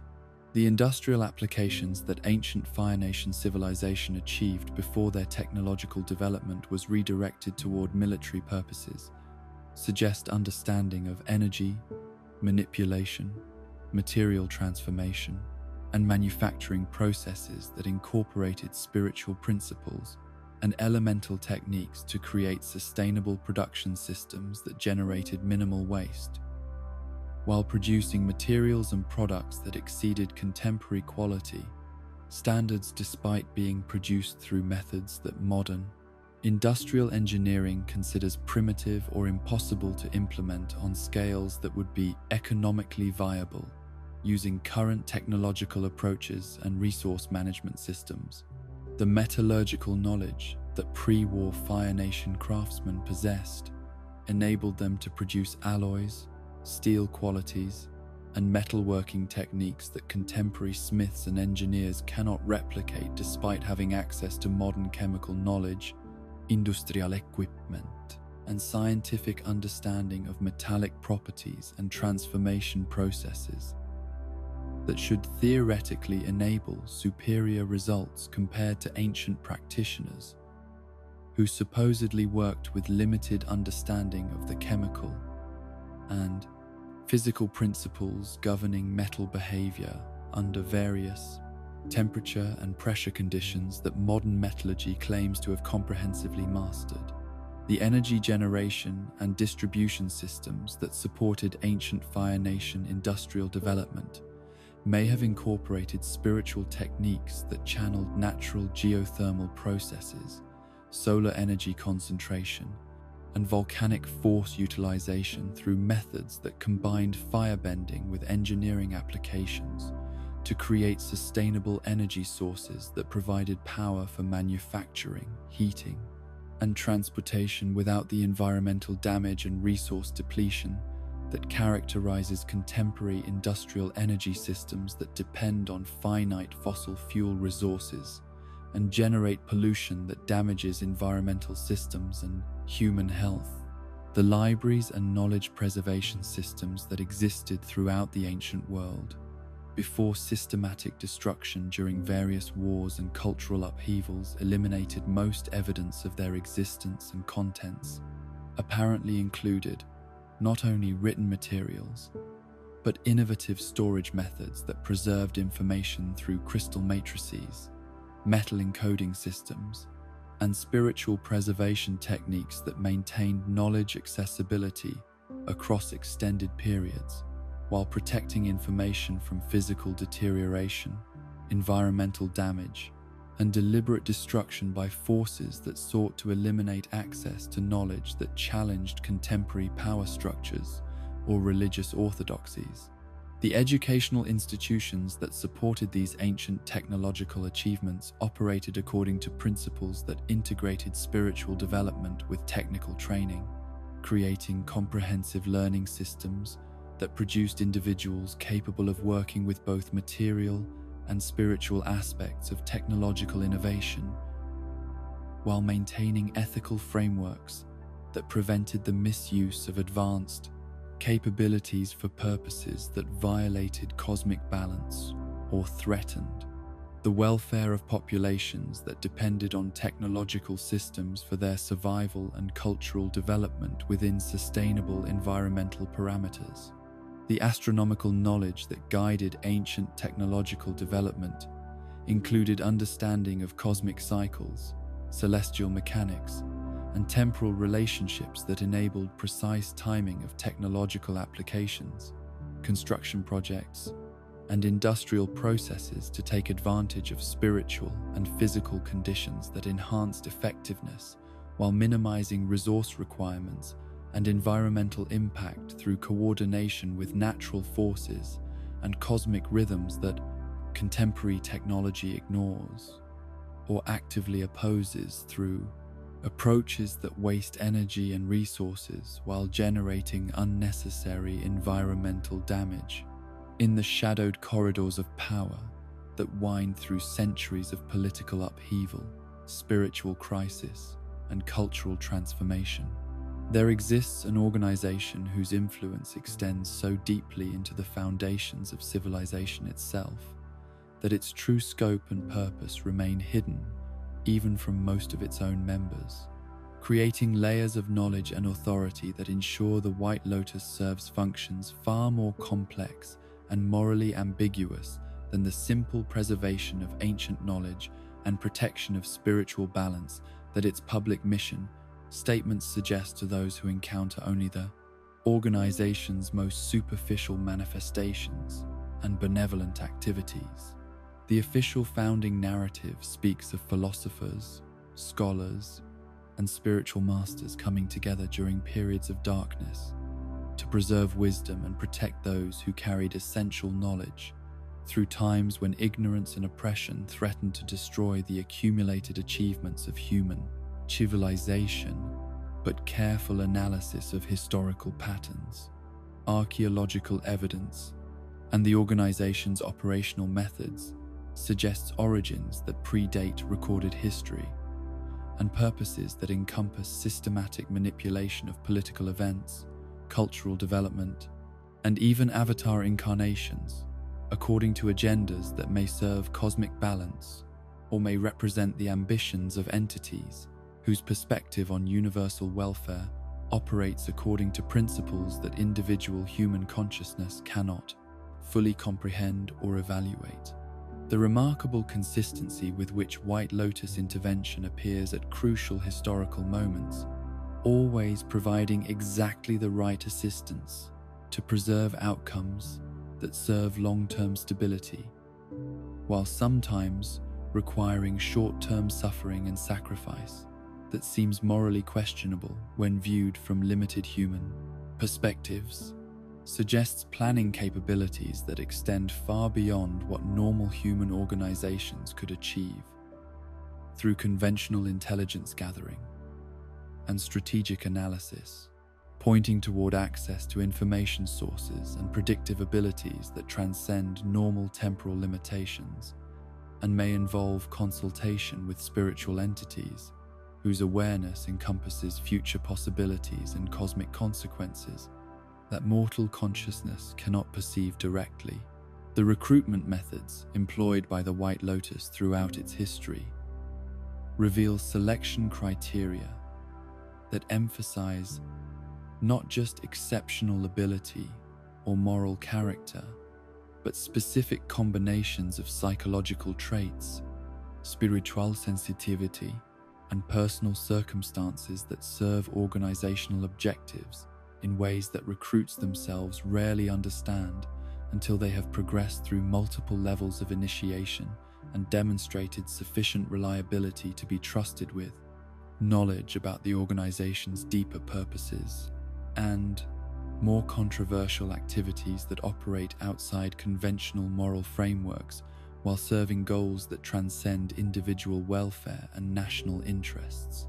These recruitment patterns suggest systematic cultivation of bloodlines, educational institutions, and cultural traditions that produce individuals with characteristics suited for White Lotus purposes, creating multi-generational programs that shape family destinies, career paths, and spiritual development according to organizational needs, while maintaining the appearance of natural selection and voluntary participation that conceals the extent to which White Lotus influence shapes individual lives from birth. Through carefully orchestrated encounters, opportunities, and challenges that guide personal development along predetermined paths.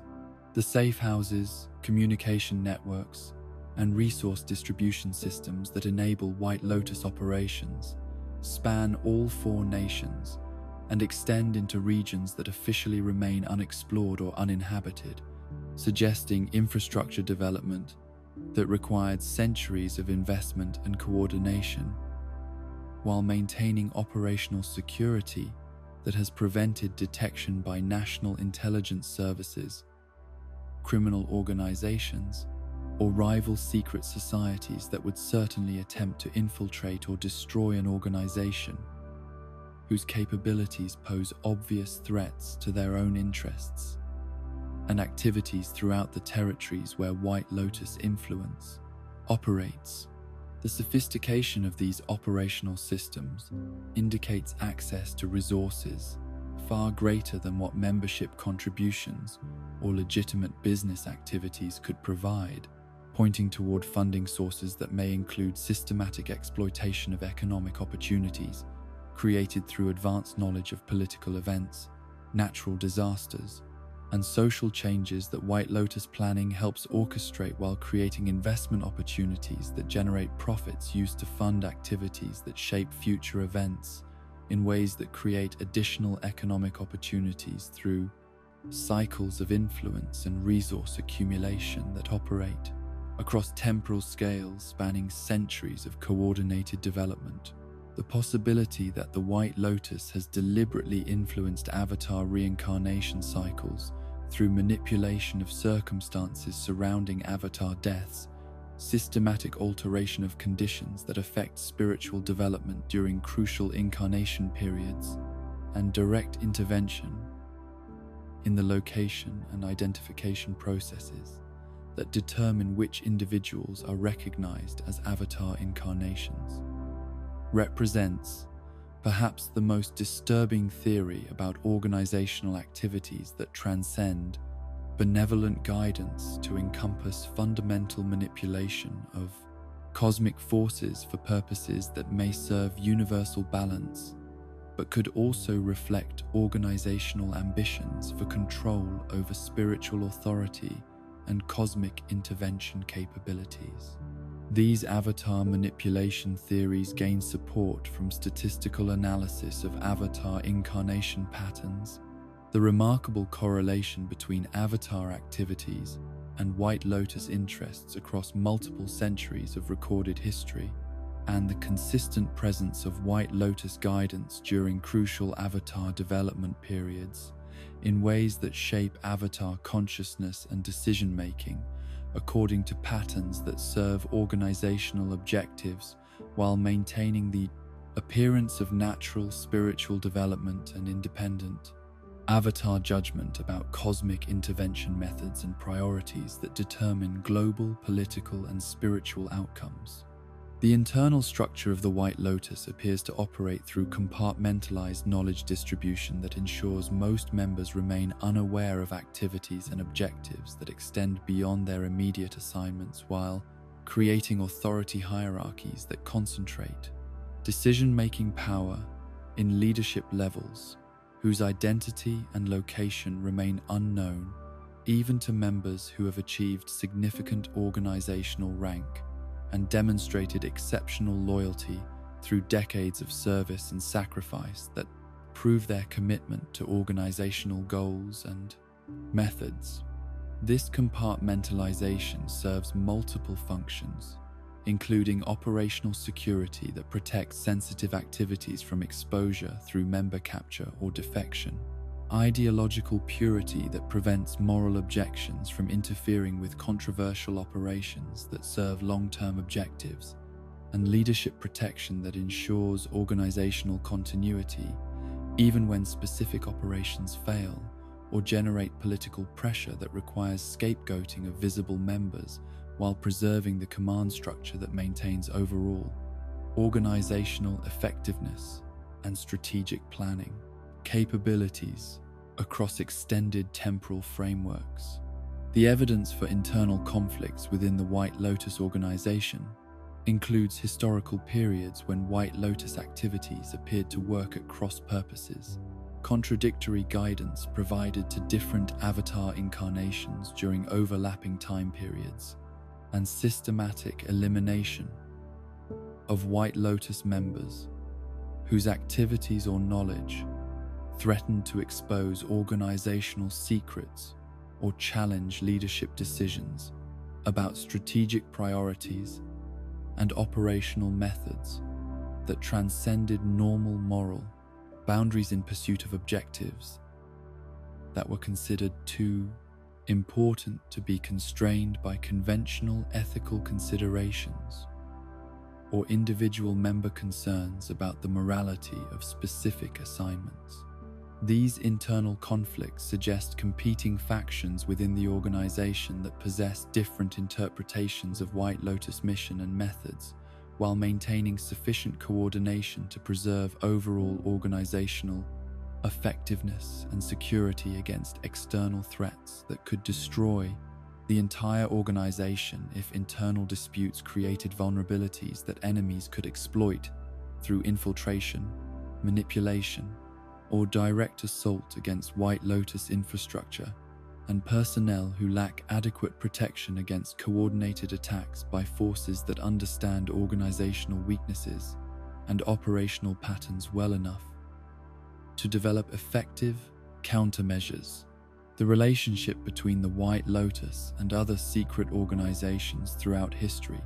reveals complex patterns of cooperation, competition, and conflict that suggest the existence of multiple shadow organizations whose activities influence political events, cultural development, and spiritual evolution according to different agendas that sometimes align and sometimes conflict, while maintaining sufficient secrecy that their interactions remain hidden from public awareness and academic research that focuses on visible political and social forces, while ignoring the hidden influences that shape historical development through methods that operate outside normal channels of authority and accountability. The possibility that some of these rival organizations were created by White Lotus splinter groups, former members who disagreed with leadership decisions about organizational direction and methods, or external forces that sought to counter White Lotus influence through creation of competing networks, explains certain historical anomalies where similar organizations appeared to possess White Lotus knowledge and capabilities while pursuing objectives that directly contradicted White Lotus interests and activities in ways that suggest intimate understanding of White Lotus methods, combined with fundamental disagreement about how such capabilities should be employed. The assassination and elimination programs that certain historical evidence suggests the White Lotus has conducted against political leaders, spiritual authorities, and other individuals whose activities threatened organizational objectives reveal the extent to which the organization may be willing to employ methods that violate their stated principles about preserving life and promoting spiritual development when such actions are considered necessary for protecting broader interests that transcend individual welfare and conventional moral considerations about the sanctity of human life and the rights of people to pursue goals that conflict with White Lotus strategic planning. These elimination activities would require operational capabilities that extend far beyond the scholarly and spiritual resources that the organization publicly acknowledges, suggesting maintenance of assassination specialists, intelligence operatives, and infiltration experts whose training and equipment enable them to eliminate targets while avoiding detection by law enforcement, political security services, or rival organizations that might seek revenge for White Lotus actions against their members or interests in various regions where such conflicts occur regularly, without generating public awareness of the organized nature of violence that appears random or politically motivated, but actually serves hidden agendas. The preservation functions that represent the White Lotus organization's most visible and widely acknowledged activities may serve as cover for more controversial operations, while also fulfilling genuine organizational commitments to maintaining cultural knowledge and spiritual wisdom across periods of political upheaval and social transformation that threaten to eliminate essential human achievements in philosophy, science, art, and spiritual practice that require protection from forces that would destroy such knowledge for political, religious, or economic reasons that prioritize immediate control over long-term human welfare and cultural development. The libraries, schools, and cultural institutions that White Lotus Resources have supported throughout history demonstrate genuine commitment to knowledge preservation, while also creating infrastructure that serves intelligence gathering, recruitment, and communication functions that enable other organizational activities to proceed with adequate support and coordination, while maintaining cover identities that protect operational security through legitimate educational and cultural activities that generate community support and political protection from authorities who might otherwise investigate White Lotus activities more thoroughly. The spiritual guidance that White Lotus Masters have provided to avatar incarnations and other spiritually significant individuals may represent authentic wisdom and beneficial intervention, while also serving organizational objectives that shape spiritual development according to patterns that advance White Lotus interests in maintaining specific types of balance and cosmic order that align with organizational understanding of universal welfare, but may not necessarily represent the only possible approaches to spiritual development and cosmic intervention that could serve similar purposes through different methods and priorities beyond the familiar cycles of day and night, the predictable patterns of seasonal change, and the well-documented effects that lunar phases exert upon water-bending abilities, lies a vast cosmos of celestial mechanics, whose influence upon the avatar world extends far deeper into the fundamental nature of elemental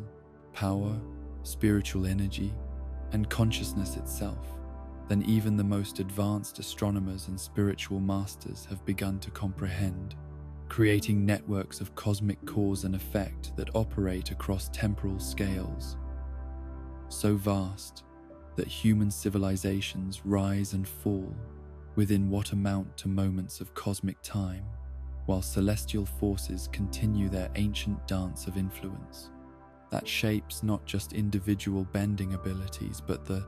very foundations of reality itself. The phenomenon of Sozin's comet represents only the most obvious manifestation of how celestial bodies can enhance elemental abilities. But the historical records of its previous appearances reveal patterns of influence that extend far beyond simple firebending amplification to encompass systematic alterations in spiritual energy flow, dimensional portal activity,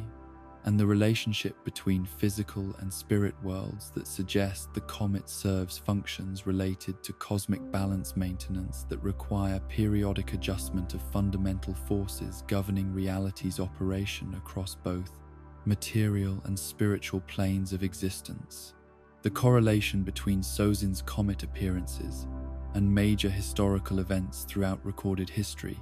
indicates that the comet's influence extends beyond elemental enhancement to encompass broader effects on human consciousness, political stability,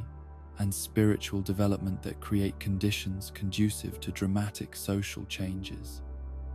Technological breakthroughs and shifts in the balance of power between nations that consistently occur during comet years, regardless of whether firebending enhancement plays any direct role in the specific events that reshape civilization during these cosmically significant periods. These patterns suggest that Sozin's comet may function as part of a larger cosmic mechanism designed to create periodic opportunities for accelerated development, crisis resolution, and evolutionary advancement that enable civilizations to make rapid progress toward higher levels of organization and spiritual understanding. During brief windows, when normal limitations are temporarily relaxed, and individuals or groups, with sufficient preparation, can achieve breakthroughs that would be impossible under ordinary cosmic conditions and normal celestial influence patterns. The theoretical framework for additional celestial events that affect bending abilities gains support from historical accounts of unusual elemental phenomena that occurred during documented astronomical events, including planetary alignments, stellar conjunctions, and the appearance of previously unknown celestial bodies that created temporary alterations in elemental power, distribution, spiritual energy flow,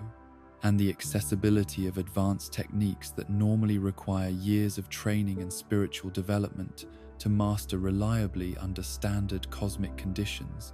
that limit human potential to levels far below what becomes possible during periods of celestial enhancement. The eclipse effects that neutralize firebending while enhancing other elemental abilities demonstrate that celestial mechanics can create inverse relationships between different types of elemental power, suggesting that the cosmic forces governing elemental abilities operate according to balance principles that require periodic redistribution of energy between different elemental systems to maintain overall cosmic harmony while providing opportunities for non-fire nations to achieve temporary advantages that serve broader cosmic purposes related to preventing any single elemental tradition from achieving permanent dominance over others. These eclipse phenomena may be part of cosmic cycles that operate across far longer timeframes than human civilizations have existed in their current forms, creating periodic opportunities for major shifts in global power distribution that serve evolutionary purposes by forcing all nations to develop resilience, adaptability, and cooperation skills that would not be necessary if any single elemental tradition could maintain permanent superiority through cosmic advantage rather than cultural development and spiritual achievement that serve universal welfare rather than narrow national interests. The possibility that avatar incarnations are timed to coincide with specific celestial events that enhance avatar abilities during crucial historical periods suggests coordination between cosmic forces and the avatar cycle that operates according to planning principles far more sophisticated than random spiritual reincarnation would permit, indicating that the avatar system may be part of cosmic mechanisms designed to ensure that enhanced spiritual authority becomes available, precisely when celestial conditions create maximum potential for positive intervention in human affairs that serve universal balance and evolutionary progress. This coordination between avatar timing and celestial mechanics would require predictive capabilities and planning resources that transcend normal understanding of how spiritual reincarnation operates, suggesting that the avatar cycle may be managed by cosmic intelligence that possesses comprehensive understanding of celestial mechanics, historical development patterns, and future possibilities that enable precise timing of avatar incarnations to maximize their effectiveness during periods when cosmic conditions create optimal opportunities for spiritual intervention and social transformation that serves long-term evolutionary objectives. The astronomical knowledge that ancient civilizations possessed, as evidenced by architectural alignments, calendar systems, and preserved texts that demonstrate understanding of celestial mechanics far beyond what their technological capabilities should have enabled, suggests access to information sources that transcended normal observational astronomy to encompass direct communication with cosmic intelligence or spiritual entities whose awareness encompasses knowledge about universal structure, cosmic cycles, and the relationship between celestial events and spiritual development that modern astronomy has not yet rediscovered or acknowledged as legitimate subjects for scientific investigation. These ancient astronomical achievements indicate that previous civilizations may have developed systematic understanding of how celestial events could be predicted, utilized, and perhaps even influenced through appropriate spiritual practices and technological applications that combined elemental manipulation with cosmic force channeling to create effects that transcended normal limitations on human ability to interact with cosmic scale phenomena and celestial mechanics that govern universal balance and evolutionary development across temporal frameworks that encompass multiple civilizations and species-level development cycles. The sacred sites and architectural complexes that ancient civilizations aligned with specific celestial events demonstrate understanding of how cosmic energies could be channeled through physical structures to enhance spiritual practices, amplify elemental abilities, and create access to higher levels of consciousness that became available when astronomical conditions created optimal energy flow patterns between cosmic sources and terrestrial focusing mechanisms that concentrated and directed celestial influences according to spiritual objectives that served both individual development and collective evolutionary advancement. These astronomical alignment systems suggest that ancient cultures developed comprehensive understanding of how human consciousness and elemental abilities could be enhanced through coordination with cosmic cycles, creating technological and spiritual systems that maximize the benefits available during specific celestial events, while providing protection against potentially harmful cosmic influences that could overwhelm unprepared individuals or communities who lacked adequate knowledge about how to interact safely with enhanced cosmic energies during periods of celestial intensity. The prophecies and predictions preserved in ancient texts that accurately describe celestial events thousands of years in advance demonstrate astronomical calculation capabilities that modern science struggles to match, despite having access to advanced mathematical tools, sophisticated observation equipment, and comprehensive theoretical frameworks that should theoretically enable superior predictive accuracy compared to ancient astronomers who supposedly worked with primitive instruments and limited understanding of cosmic mechanics. and celestial motion principles that govern planetary orbits and stellar behavior across extended temporal periods. These prophetic astronomical calculations suggest that ancient civilizations possessed knowledge about cosmic cycles that operate across timeframes far longer than recorded human history, cycles that encompass not just planetary and stellar motions, but fundamental alterations in the nature of cosmic forces that affect spiritual energy, elemental abilities, and consciousness development, according to patterns that repeat across geological timescales, while creating periodic opportunities for dramatic evolutionary advancement. During brief windows, when cosmic conditions become optimal for species-level transformation and spiritual development, acceleration, the relationship between astronomical events and avatar state accessibility indicates that cosmic forces directly influence the spiritual mechanisms that govern avatar power, creating periodic enhancement or limitation of avatar abilities that corresponds to celestial conditions in ways that suggest the avatar system was designed to operate in harmony with cosmic cycles rather than independently of celestial influences that affect all other aspects of spiritual energy and elemental power throughout the physical realm and its spiritual dimensions. This cosmic integration of avatar abilities with celestial mechanics implies that avatar incarnations serve functions related to cosmic balance maintenance that require coordination with universal forces operating on scales far beyond individual human consciousness, while depending on human incarnation to provide localized intervention capabilities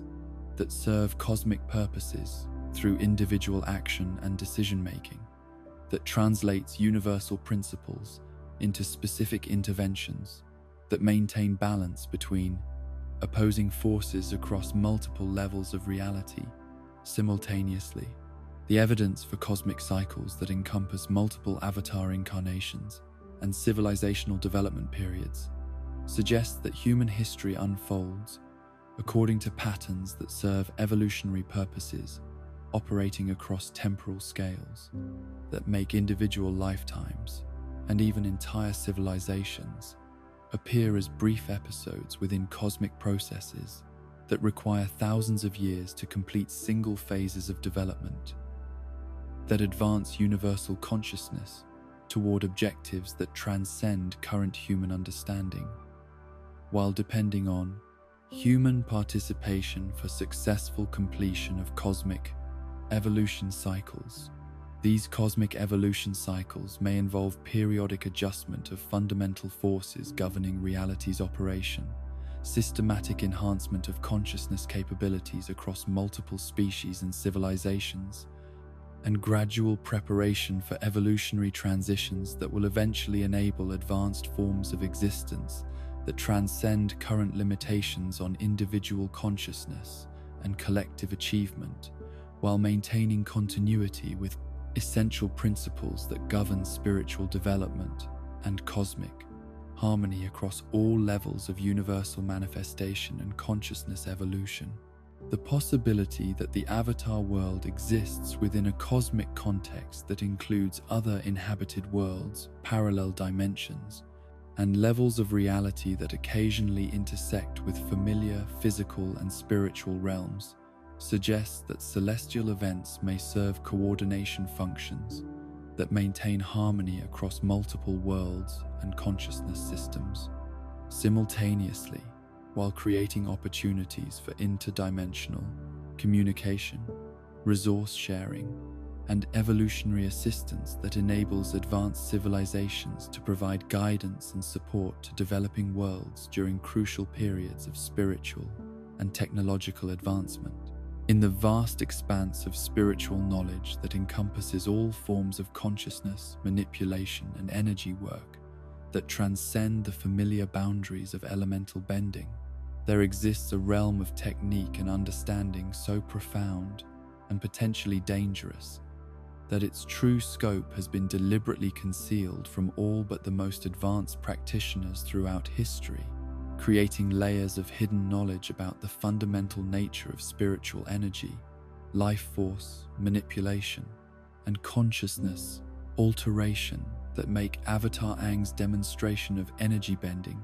appear not as the rediscovery of a lost art, but as the faintest glimpse into capabilities that once formed the foundation of entire civilizations, whose mastery of these techniques enabled achievements that modern understanding considers impossible or legendary, rather than practical applications of systematic spiritual development and energy manipulation training. The theoretical framework for energy bending as the original bending discipline from which all elemental arts eventually derived suggests that the lion turtle's teaching to Aang represented not innovation, but restoration of knowledge that predated human civilization's division into elemental nations, techniques that enabled direct manipulation of the life force itself, rather than working through the intermediary elements that serve as focusing mechanisms for consciousness, but also create limitations that pure energy bending transcends, through direct interaction with the spiritual essence that underlies all physical manifestation and elemental expression throughout the material realm. The possibility that energy bending practitioners existed throughout recorded history, operating in secret to avoid persecution by political authorities who would have viewed such capabilities as threats to established power structures and social order, explains certain historical anomalies where individuals demonstrated abilities that exceeded normal elemental bending limitations while leaving no records of formal training in the techniques they employed so effectively that their achievements influenced major historical events despite their deliberate concealment of the methods that enabled such extraordinary intervention in political and spiritual affairs. These hidden energy-bending practitioners would have required extensive training systems, preservation methods for dangerous knowledge, and recruitment procedures that identified individuals with sufficient spiritual development and moral character to handle techniques that could easily be misused for personal advantage or destructive purposes that served individual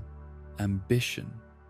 rather than universal balance and cosmic harmony that true energy-bending mastery supposedly requires for safe and effective application to real-world challenges and spiritual intervention objectives. The systematic suppression of energy-bending knowledge throughout history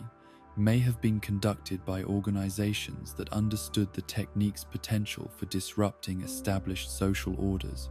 religious authorities who viewed direct spiritual manipulation as threats to their interpretive monopoly over divine intervention,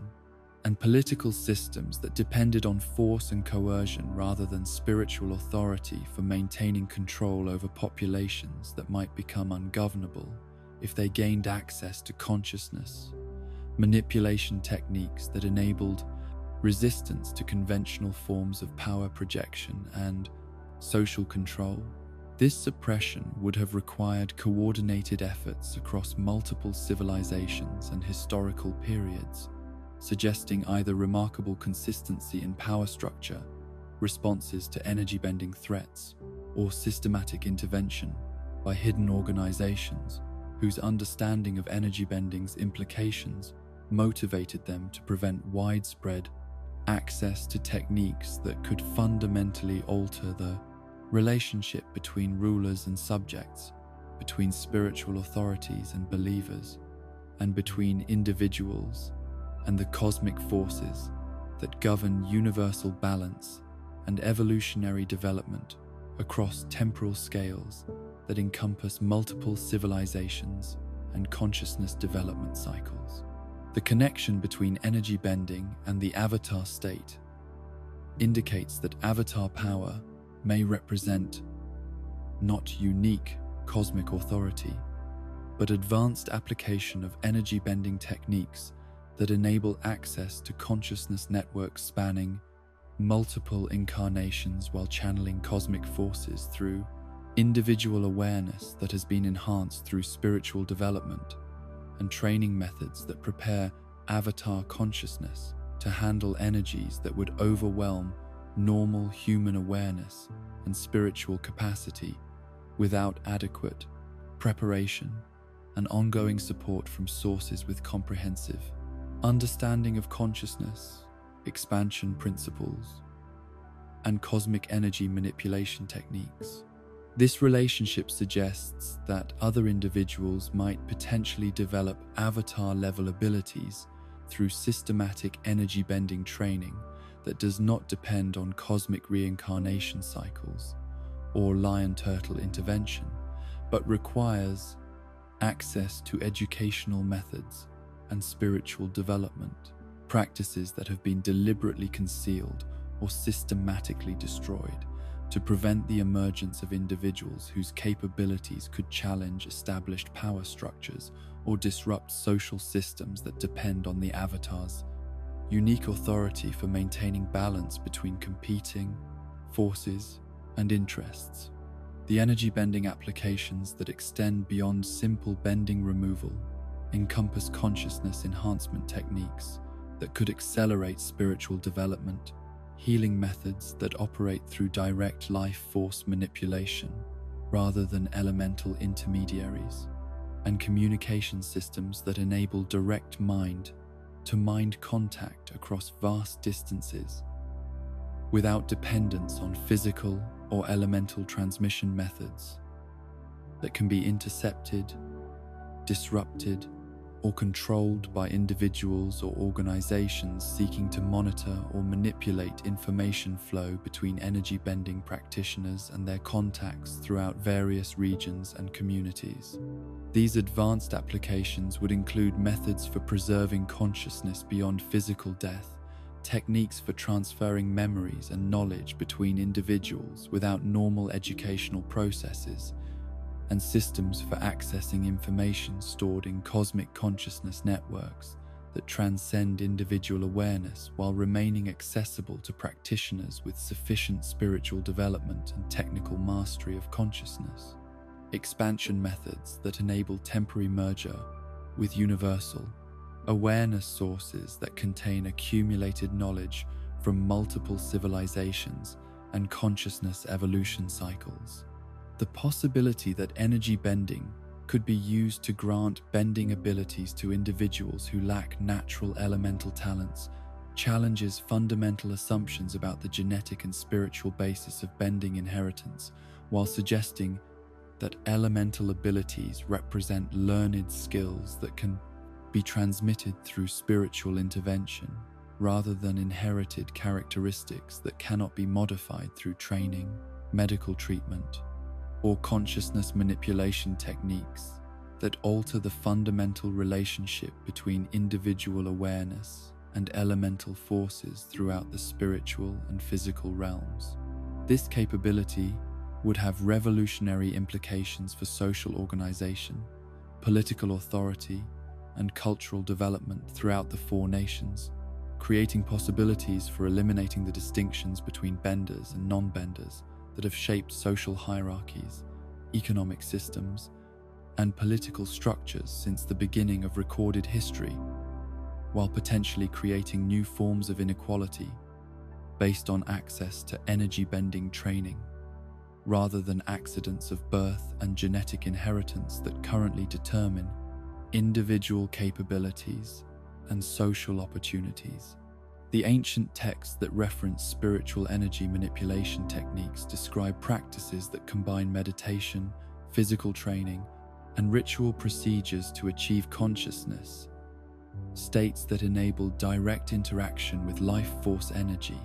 in forms that transcend elemental categories, while requiring spiritual development that encompasses not just technical mastery, but moral purification and psychological stability that prevent the misuse of capabilities that could easily become sources of corruption, addiction, or spiritual contamination that damages both practitioners and anyone who becomes subject to their intervention attempts. These texts suggest that energy bending mastery required lifetime commitment to spiritual development practices that gradually prepared consciousness to handle increasing levels of energy manipulation while maintaining ethical frameworks that ensured techniques were employed only for purposes that served universal balance and individual spiritual growth rather than personal advantage, political ambition, or revenge motivations that could corrupt energy-bending applications and transform beneficial techniques into destructive forces that threatened both practitioners and their intended targets. The relationship between energy bending and Kai blocking indicates that Tai Li's abilities may represent fragmentary preservation of ancient energy bending knowledge that has been adapted for combat applications while losing the spiritual context and consciousness expansion aspects that made traditional energy bending a comprehensive spiritual discipline rather than simply a martial art technique that focuses on temporary disruption of opponents' abilities without addressing underlying spiritual imbalances or promoting long-term healing and development that authentic energy bending supposedly emphasizes. The systematic study of pressure points, energy flow patterns, and consciousness manipulation that Kai blocking requires suggests access to detailed knowledge about human spiritual anatomy that exceeded what normal martial arts training should provide, while indicating connection to educational traditions that preserved essential elements of energy bending theory even when practical applications were limited to specific techniques that served immediate tactical purposes rather than comprehensive spiritual development and life force mastery that traditional energy bending encompassed. The healing applications that energy bending might enable through direct life force manipulation could potentially address spiritual and psychological conditions that conventional medicine cannot effectively treat while providing restoration capabilities that exceed normal water-bending healing through access to energy sources and consciousness manipulation techniques that operate at more fundamental levels than elemental healing methods can reach through their dependence on physical intermediaries and conventional understanding of biological processes and spiritual physical interaction principles. These healing techniques might include methods for repairing spiritual damage caused by traumatic experiences, consciousness fragmentation, or exposure to corrupted spiritual energies, while providing psychological restoration that addresses underlying spiritual imbalances rather than treating symptoms through conventional therapeutic approaches that ignore the spiritual dimensions of mental health and emotional well-being that energy bending could potentially address through direct intervention in consciousness structures and life force distribution patterns. The military applications that energy bending could theoretically enable through consciousness manipulation, energy disruption, and life force interference present disturbing possibilities for warfare that transcends physical violence to encompass systematic attacks on opponents' spiritual integrity, psychological stability, and fundamental capacity for consciousness coherence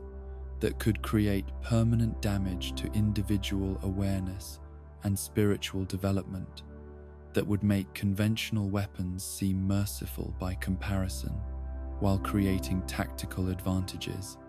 that could make conventional military resistance completely ineffective against energy-bending equipped forces.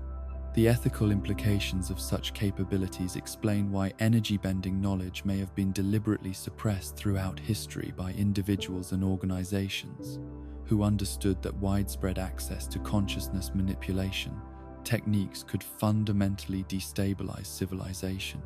Through the emergence of conflicts that transcended political and territorial disputes to encompass systematic attacks on opponents' spiritual essence and psychological integrity, that would create forms of warfare too terrible to permit while offering advantages too significant for military forces to resist if such techniques became available through any source. The future possibilities that energy-bending development might create include consciousness, evolution, acceleration that enables individuals to transcend current limitations on spiritual awareness and cosmic understanding while providing access to knowledge and capabilities that could solve major challenges facing human civilization through applications that transcend current technological and social solutions to problems that require fundamental changes in consciousness and spiritual development to address effectively through methods that serve universal welfare rather than narrow interests that perpetuate conflict and competition, the unfinished business, mysteries that remain. In the vast tapestry of Avatar lore that stretches across centuries of documented history and extends into realms of possibility that challenge the boundaries between established fact and tantalizing speculation, there exist threads of mystery, so compelling and evidence so fragmentary that they create spaces where imagination and analysis converge to suggest realities that may be far stranger and more significant than the accepted narratives. Acknowledge, leaving questions that haunt the edges of understanding and hint at truths that could fundamentally alter our comprehension of the Avatar world's true nature, hidden histories, and ultimate destiny. The fate of characters whose stories ended abruptly or whose disappearances from historical record cannot be adequately explained through conventional analysis presents some of the most intriguing mysteries in Avatar lore, particularly those individuals whose unique abilities, strategic importance, or access to dangerous knowledge made their continued existence either crucial for maintaining balance or threatening to established power structures that might have required their elimination or concealment through methods that left no discoverable traces of what actually occurred during their final known activities or subsequent whereabouts. Princess Azula's ultimate fate following her final defeat and psychological breakdown remains one of the most significant unresolved questions in Fire Nation history, particularly given her exceptional intelligence, unprecedented firebending abilities, and intimate knowledge of Fire Nation, military secrets, and political vulnerabilities that would have made her either invaluable as a rehabilitated ally or extremely dangerous as a continued source of instability and potential rebellion against her brother's reformed government and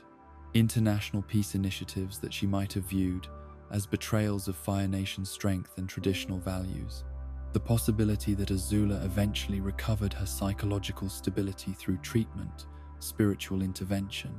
or simple time and reflection raises questions about whether her formidable capabilities could have been redirected toward constructive purposes that served redemption narratives similar to Zuko's transformation, or whether her fundamental character flaws and traumatic childhood experiences created permanent psychological damage that made rehabilitation impossible regardless of therapeutic interventions or family attempts to restore her to mental health and social functionality that could benefit rather than threaten post-war reconstruction efforts. The theory that Azula may have escaped custody through assistance from loyal Fire Nation military personnel, underground networks that supported the old regime, or her own resourcefulness and remaining firebending abilities suggests the possibility that she established clandestine operations designed to undermine Zuko's government through methods that avoided direct confrontation while creating systematic pressure that could eventually destabilize Fire Nation political reforms and international relationships that she might have viewed as weakening Fire Nation power and compromising national interests for the sake of appeasing foreign enemies who deserved conquest rather than cooperation. The mysterious disappearance of certain air acolytes who showed exceptional aptitude for airbending training and spiritual development raises questions about whether these individuals discovered knowledge or abilities that required their removal from ordinary society for reasons related to preserving ancient secrets, protecting them from dangers that their developing capabilities might attract, or preventing them from achieving breakthroughs that could disrupt carefully maintained balances between different spiritual traditions and power structures that depend on controlled access to advanced knowledge and techniques. The possibility that some air acolytes were recruited by hidden organizations that preserved pre-genocide air nomad knowledge, achieved spiritual development that enabled them to access dimensions, or consciousness states that required guidance and protection from sources with comprehensive understanding of such experiences, or discovered evidence of air nomad survivors that necessitated their integration into secret communities, suggests that the visible air acolyte program may represent only the surface level of more complex efforts to restore air nomad civilization through methods that operate outside public awareness and official acknowledgement. The unexplained phenomena that continue to occur in regions where major avatar battles took place, including unusual spiritual activity, geographical anomalies that defy natural explanation, and reports of encounters with entities that cannot be classified according to established categories of spirits or physical beings, suggest that certain conflicts may have created permanent alterations in the relationship between spiritual and material realms that continue to influence local conditions in ways that transcend normal understanding of how battles and their aftermaths affect environmental and spiritual balance. These lingering effects of avatar interventions may include dimensional weaknesses that permit access to alternate realities or parallel worlds, spiritual scarring that attracts entities from distant realms or cosmic forces that normally remain separate from terrestrial affairs, or energy accumulations that preserve echoes of avatar state manifestations in forms that can influence local consciousness and elemental abilities in ways that create ongoing mysteries for residents and visitors who encounter phenomena that seem to violate established principles governing spiritual and elemental interactions. The evidence for undiscovered nations or peoples that exist beyond the mapped territories of the four nations includes geographical surveys that reveal inconsistencies in coastal configurations, ocean current patterns that suggest land masses in regions that official maps show as empty water, and astronomical observations that indicate atmospheric disturbances originating from locations that supposedly contain no significant land formations or human settlements, according to accepted cartographical knowledge and exploration records. The theoretical framework for hidden civilizations that deliberately concealed their existence from the four nations through advanced camouflage techniques, spiritual concealment methods, or geographical isolation that made discovery unlikely without systematic exploration efforts, gains support from cultural artifacts, linguistic fragments,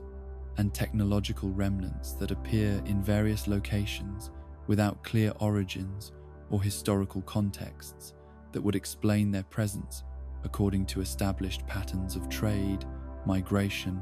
and cultural exchange between known populations and civilizations. These hidden peoples might possess elemental abilities that transcend the four traditional categories, spiritual knowledge that predates known avatar history, or technological capabilities that combine bending techniques with engineering principles in ways that enable achievements that known civilizations consider impossible or legendary, rather than practical applications of systematic knowledge and coordinated cultural development that operated according to different principles and priorities than those that shaped the familiar nations and their historical development patterns. The ancient prophecies preserved in various cultural traditions throughout the four nations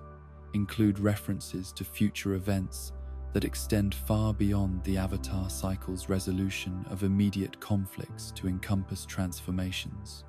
of cosmic scope that suggest the Avatar world's ultimate destiny involves changes that transcend political reconciliation and cultural cooperation to encompass fundamental alterations in the relationship between consciousness, reality, and spiritual forces that govern universal balance and evolutionary development across temporal scales that dwarf recorded human history.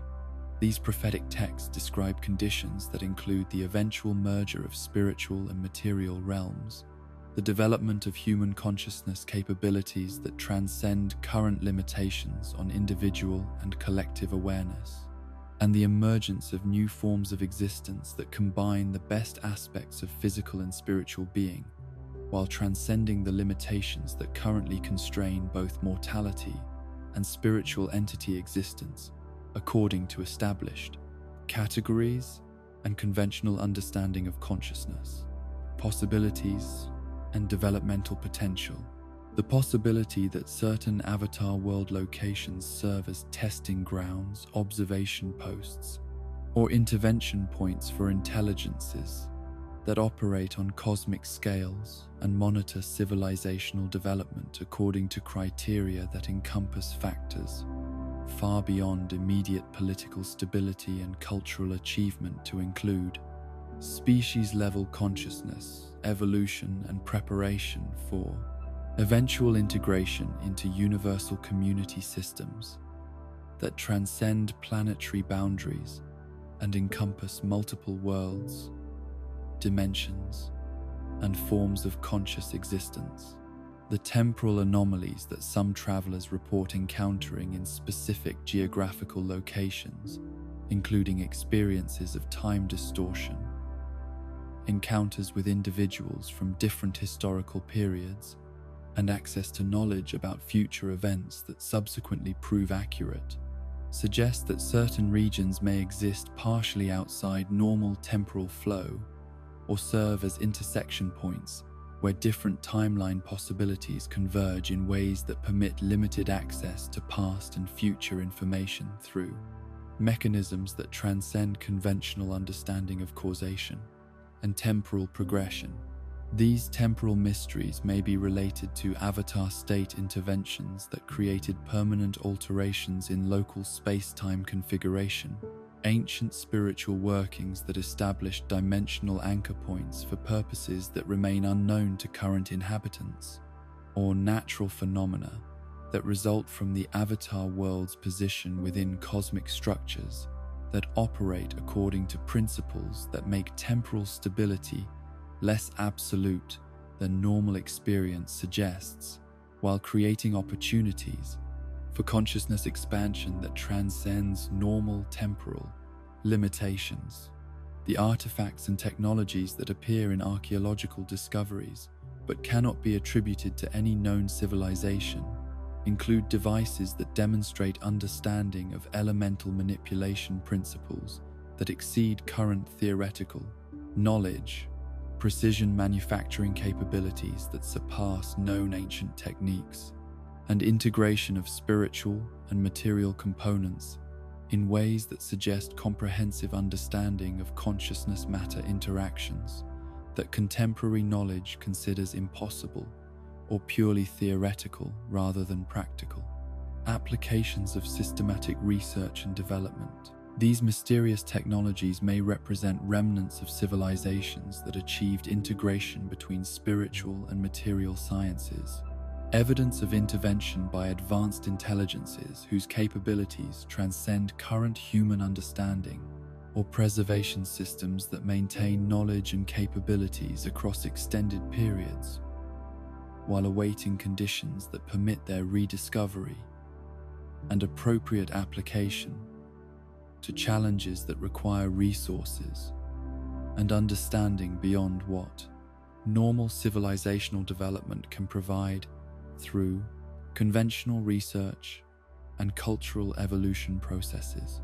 The ultimate questions that encompass all these smaller mysteries concern the Avatar world's place within larger cosmic structures, the true purpose of human consciousness development within universal evolution patterns, and the eventual destiny of Avatar world civilizations as they progress toward possibilities that current understanding can barely imagine, while depending on individual choices and collective decisions to navigate challenges that will determine whether developmental potential is realized through wisdom and cooperation or lost through conflicts and misunderstanding that prevent achievement of cosmic purposes that transcend immediate interests and limited perspectives. As we reach the end of our theoretical journey through the Avatar universe, remember that the greatest mysteries often lie not in the answers we seek, but in the questions that continue to inspire our imagination. Each theory we've explored tonight represents the collective wonder of fans who see beyond the surface, who recognize that even the most complete stories leave room for deeper truths waiting to be discovered. The Avatar world, like our own, is vast and full of secrets that may never be fully revealed. Perhaps that's as it should be. In the space between what we know and what we wonder lies the magic that keeps these stories alive in our hearts and minds, growing and evolving with each new theory, each fresh perspective, each moment of inspired speculation. So as you drift towards sleep, carry with you not just these theories, but the spirit of curiosity that created them. In dreams, perhaps, the mysteries solve themselves, and in the morning, new questions arise to feed the eternal cycle of wonder that keeps the Avatar's world forever alive in our collective imagination. Sleep well, fellow seekers of truth.